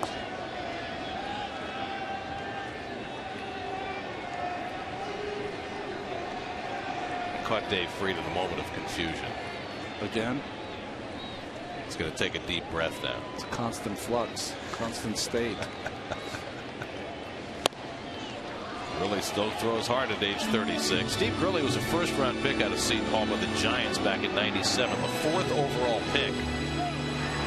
John Rausch up in the bullpen, and then was, as a major prospect, the key figure in a trade that rocked the Florida Marlins. They traded off Levan Hernandez, who, remember, was the MVP of the LCS in the World Series in '97, sent him to the Giants. They got back Grilli and Nate Bump, 2 prospect pitchers who never quite panned out the way the Marlins hoped. In fact, Grilli pitched in only 7 games for Florida before he hurt his arm and didn't resurface for a few years. Then went to the White Sox, Detroit, Colorado, Texas, and now in his 2nd year with the Pirates. He's found a home here, though. As he strikes out Ike Davis to start the 8th inning. You know, you said Steve Grilli, not Jason Grilli. Did I? Yes. Well, Steve was his dad. Yep. Who pitched in the big leagues. Steve pitched with the Tigers and the Blue Jays. And while Steve Grilli was in the Blue Jays organization, they had their AAA team at Syracuse. And when his career was over, he settled in Syracuse and opened a great bar, Steve Grilli's Change of Pace Bar, which is right near the old ballpark in Syracuse. Really? Best wings outside of Buffalo. At Steve Grilli's Change of Pace Bar. Here's Duda to pinch hit, and he hits one in the air to left field. And Presley right there waiting for it. 2 out. Remember that old stadium kind of sat off the road. The locker room really was like a garage behind the right field fence. It was just concrete floor. MacArthur Stadium. Not very attractive. I'll always remember that stadium, Gary, because that's the day when it kind of turned around my minor league career. You know, I was doing fine. You know, had a decent ERA and you know, kind of a 500 record, but I wasn't dominating hitters like I felt like at some point I should, or at least dictating how these bats went. It seemed like, you know, a good start, bad start, good start, bad start. And David Johnson came and watched me throw on the side with Al Jackson, and he said, you know, when I saw you pitch at Yale, I said, you saw me pitch at Yale? I said, yeah. You had a different arm slot. You threw a little lower. I said, yeah. You know, when I got drafted by Texas, they wanted me to throw straight over the top. And he goes, well, try to throw the ball where you used to throw it in college. And I did. Threw one pitch. Davey was standing up as a batter, and he goes, we can work with that. And that was it. Changed my entire minor league career. Just one little side session in Syracuse, New York. With a manager who was the second baseman during his career. Not a pitching coach. That's right. Well, he got the nickname in Baltimore, Dum Dum. Certainly wasn't Dum Dum with me. It's like the fat guy they call Slim. Yeah, that's right.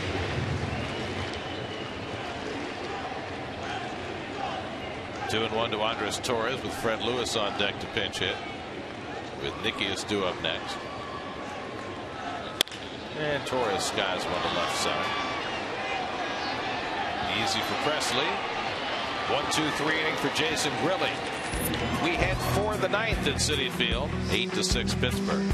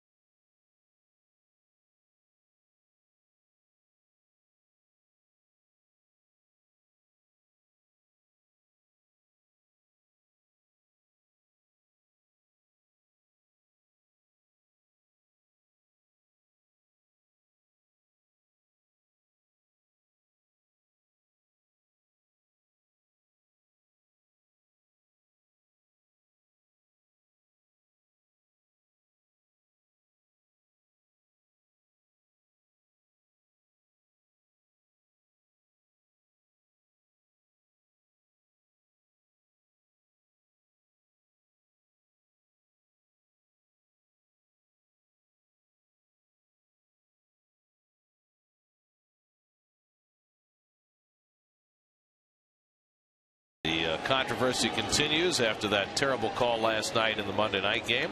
Giants and Eagles. Yeah, more words. And the playoff race is heating up in baseball. Did you know? Geico Sports Night tonight after the postgame only on SNY. John Roush in to pitch the top of the ninth for New York. Well, 70th game for John Roush, who's been like that 30 his entire career. Well, the Mets used 7 pitchers last night. They're on their 7th pitcher again tonight. Alex Presley, the batter, and he takes a strike. The Mets bullpen has combined to retire the last 12 Pirates. Trying to hold the fort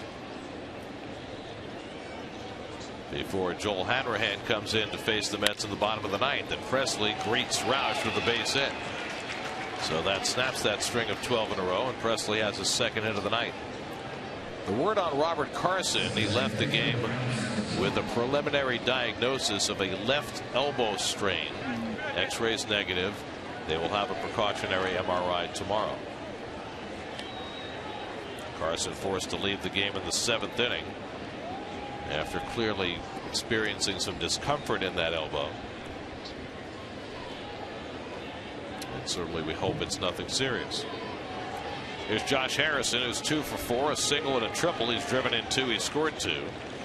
And thinking about a bunt, he takes a strike. Well, that's the play here. Add on.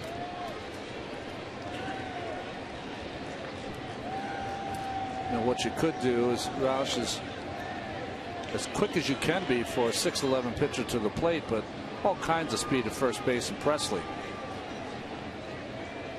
Presley was caught stealing earlier today on a pickoff move by Colin McHugh, or by Justin Hampson. Ball and a strike to Harrison with Andrew McCutchen on deck.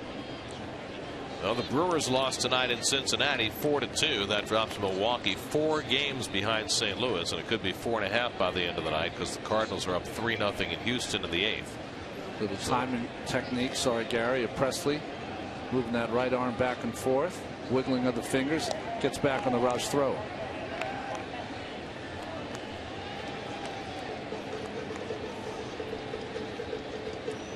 So as the Brewers' tremendous run appears to be petering out, All of a sudden, Tampa Bay is making a move in the American League. They beat Boston tonight 5-2 behind David Price, who got his 19th win.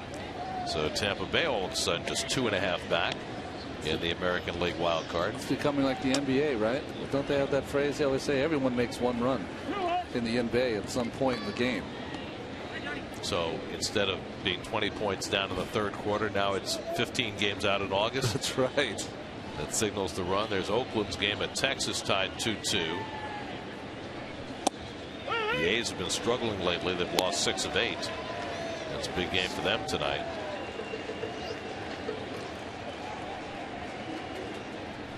They are 2-5 on that big road trip that took them through Detroit, the Yankees, and now 4 with Texas. Well, if somehow Oakland stumbles out of a playoff position, they're going to look back to that 14-inning game against the Yankees. 4-run lead in extra innings, and you don't win. Presley runs. Harrison lifts one to right center. Pretty well hit. Deep in the gap goes Torres to run it down. And back to first base goes Presley, 1 away. So 1 out and 1 on. Andrew McCutchen coming up. Let's see what's coming up on WB Mason Post Game Live. Let's check in with the studio. Chris Carlin and Bobby Ojeda.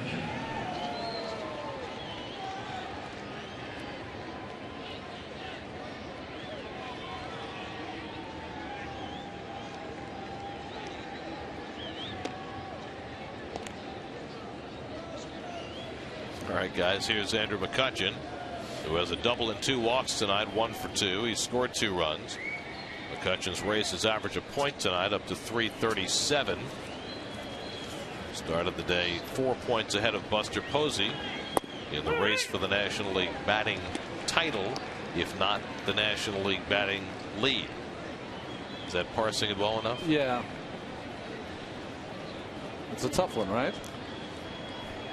He's my batting champion right now. Well, we talked about it last week, but by changing the rules in midstream regarding eligibility for titles or awards or whatever, even though they said it was a one-time exception, they've opened up a big can of worms. Yes, they have. Well, what they're going to do is that they're going to have to give some long thought, Major League Baseball, and of course the Players Association, to the CBA, and if they want to make an addendum or not across the board. Well, you start out with a batting title, which is really not an award. It's an achievement based on numbers.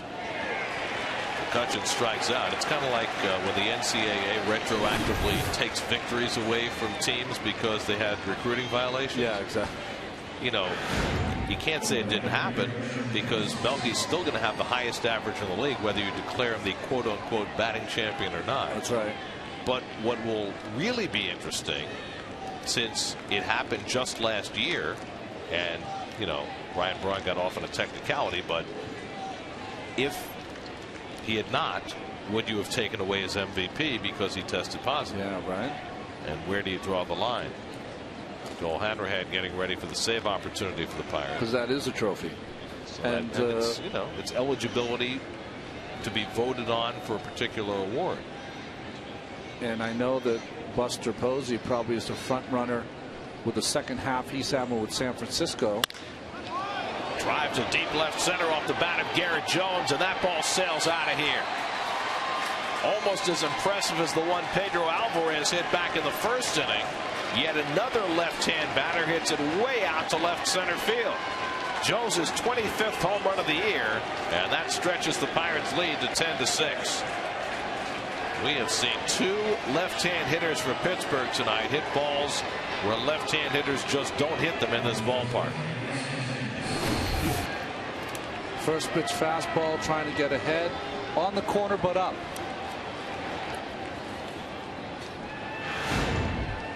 '25th of the year for Jones, and with that, the Pirates now have 3 hitters this year with 25 or more home runs. First time they've done that since 1966, when Willie Stargell, Roberto Clemente, and Don Clendenin each cleared the 25 home run barrier.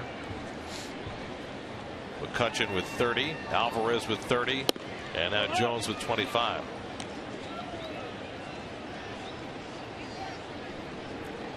So that takes away the save chance for Hanrahan now with a 4-run lead. Sanchez 0 for 3 and a walk tonight. Jay reads Familia up in the Mets bullpen. And Sanchez slices one down the right field line. Valdespin gets over and makes the grab in foul territory to retire the side. But Garrett Jones provides insurance for the Pirates. His 2-run shot makes it 10-6 going to the bottom of the ninth.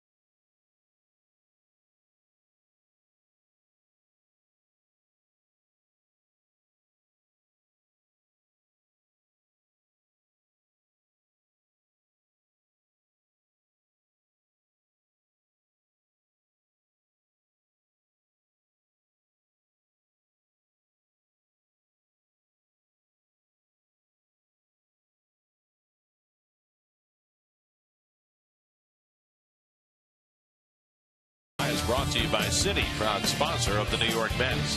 By Hyundai. New Hyundai owners are talking about their cars in the booth. By Cholula Hot Sauce, the flavorful hot sauce with the iconic wooden cap.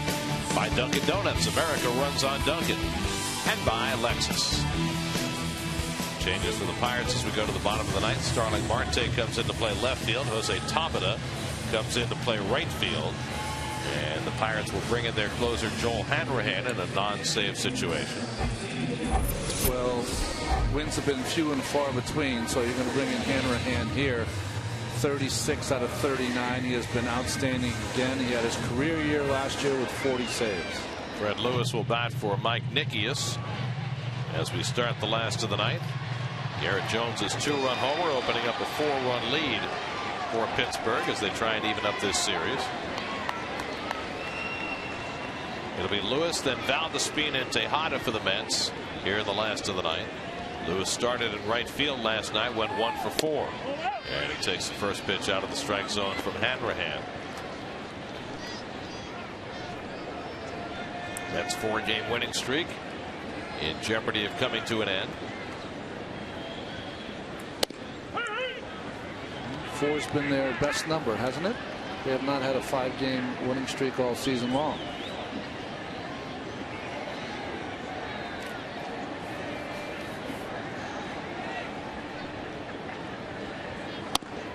And Hanrahan gets the fastball over for a strike, 1-2. This guy throws awfully hard. A few seasons ago, we used to see him surface as a starter for the Washington Nationals. Didn't have a beard like that then.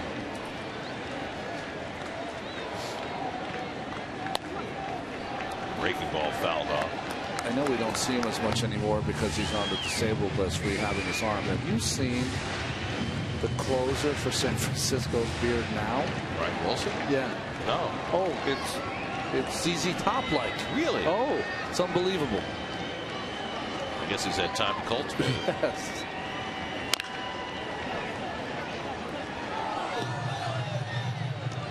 There are a lot more bearded relievers than there are bearded starters. You notice that?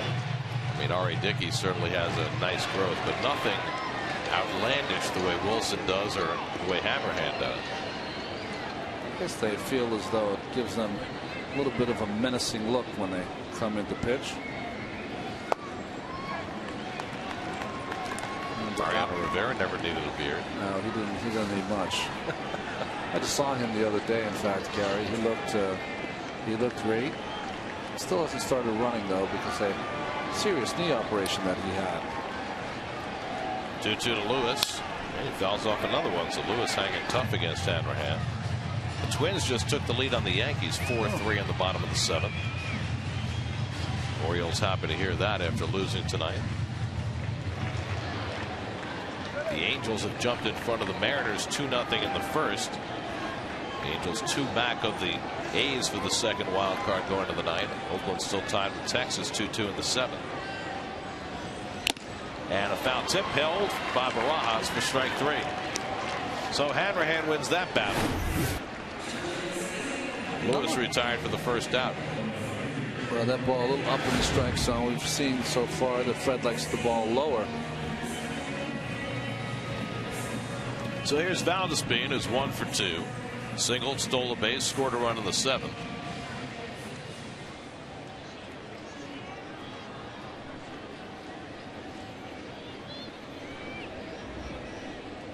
Tenth time this year the Mets have given up double-digit runs. Pirates with 10 runs and 9 hits. The Mets 6 runs and 7 hits. Each team with 2 home runs tonight. Turner and Wright went back-to-back for the Mets in the first inning. First time all year the Mets have had back-to-back home runs. But the home runs by Alvarez and Jones tonight, something to behold for the Pirates. I mean, just line shots, left-handed hitters, legit old, I can say old City Field, but the old dimensions. Original dimensions. City Field home runs. 2-1 now to Valdespin. Well, sometimes in a 10-6 game in the 9th inning, we've got a benefit of the doubt. Not a strike to Valdespin. That ball was up.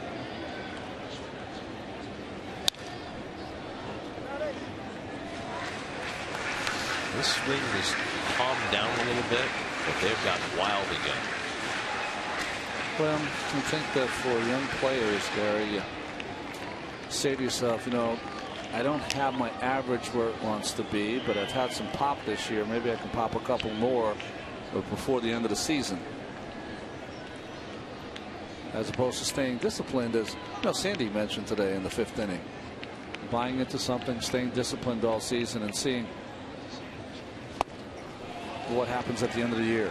Back-to-back strikeouts for Hanrahan to start the 9th. As he gets Valdespin for the second out. Breaking pitch. Starts in the middle, down and in. Late break, nasty.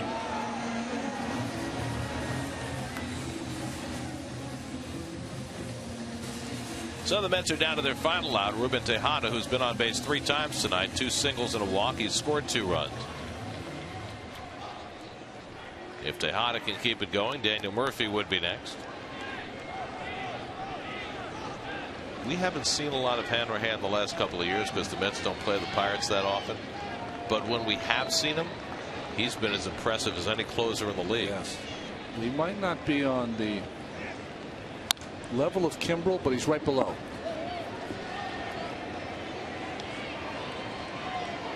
When we first saw him with the Nationals, he was an erratic pitcher who they couldn't decide whether it was a starter or a reliever.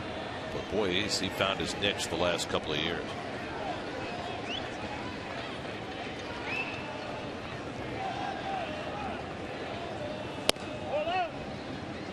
Ball on a strike to Tejada.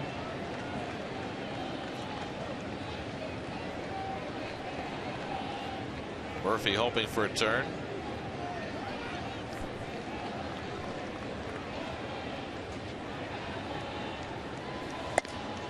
And Ruben leads back 2-1. Hanrahan, the 5th Pittsburgh pitcher of the night, trying to finish it off for Wandy Rodriguez, who's in line for his 12th win. Wandy went 6, allowed 3 runs, 4 hits.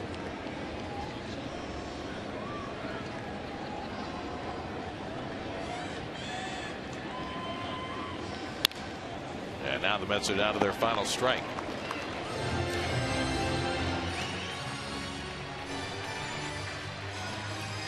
Been a struggle for Clint Hurdle's team. 12-31 since the 9th of August. Still hoping to finish with a winning record. They can get within 2 games of 500 if they finish this one off.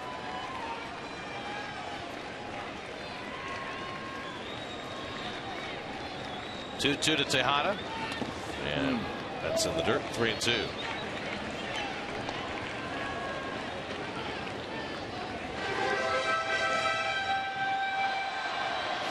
Cardinals now up 4-0 in Houston. That game's in the bottom of the 8th.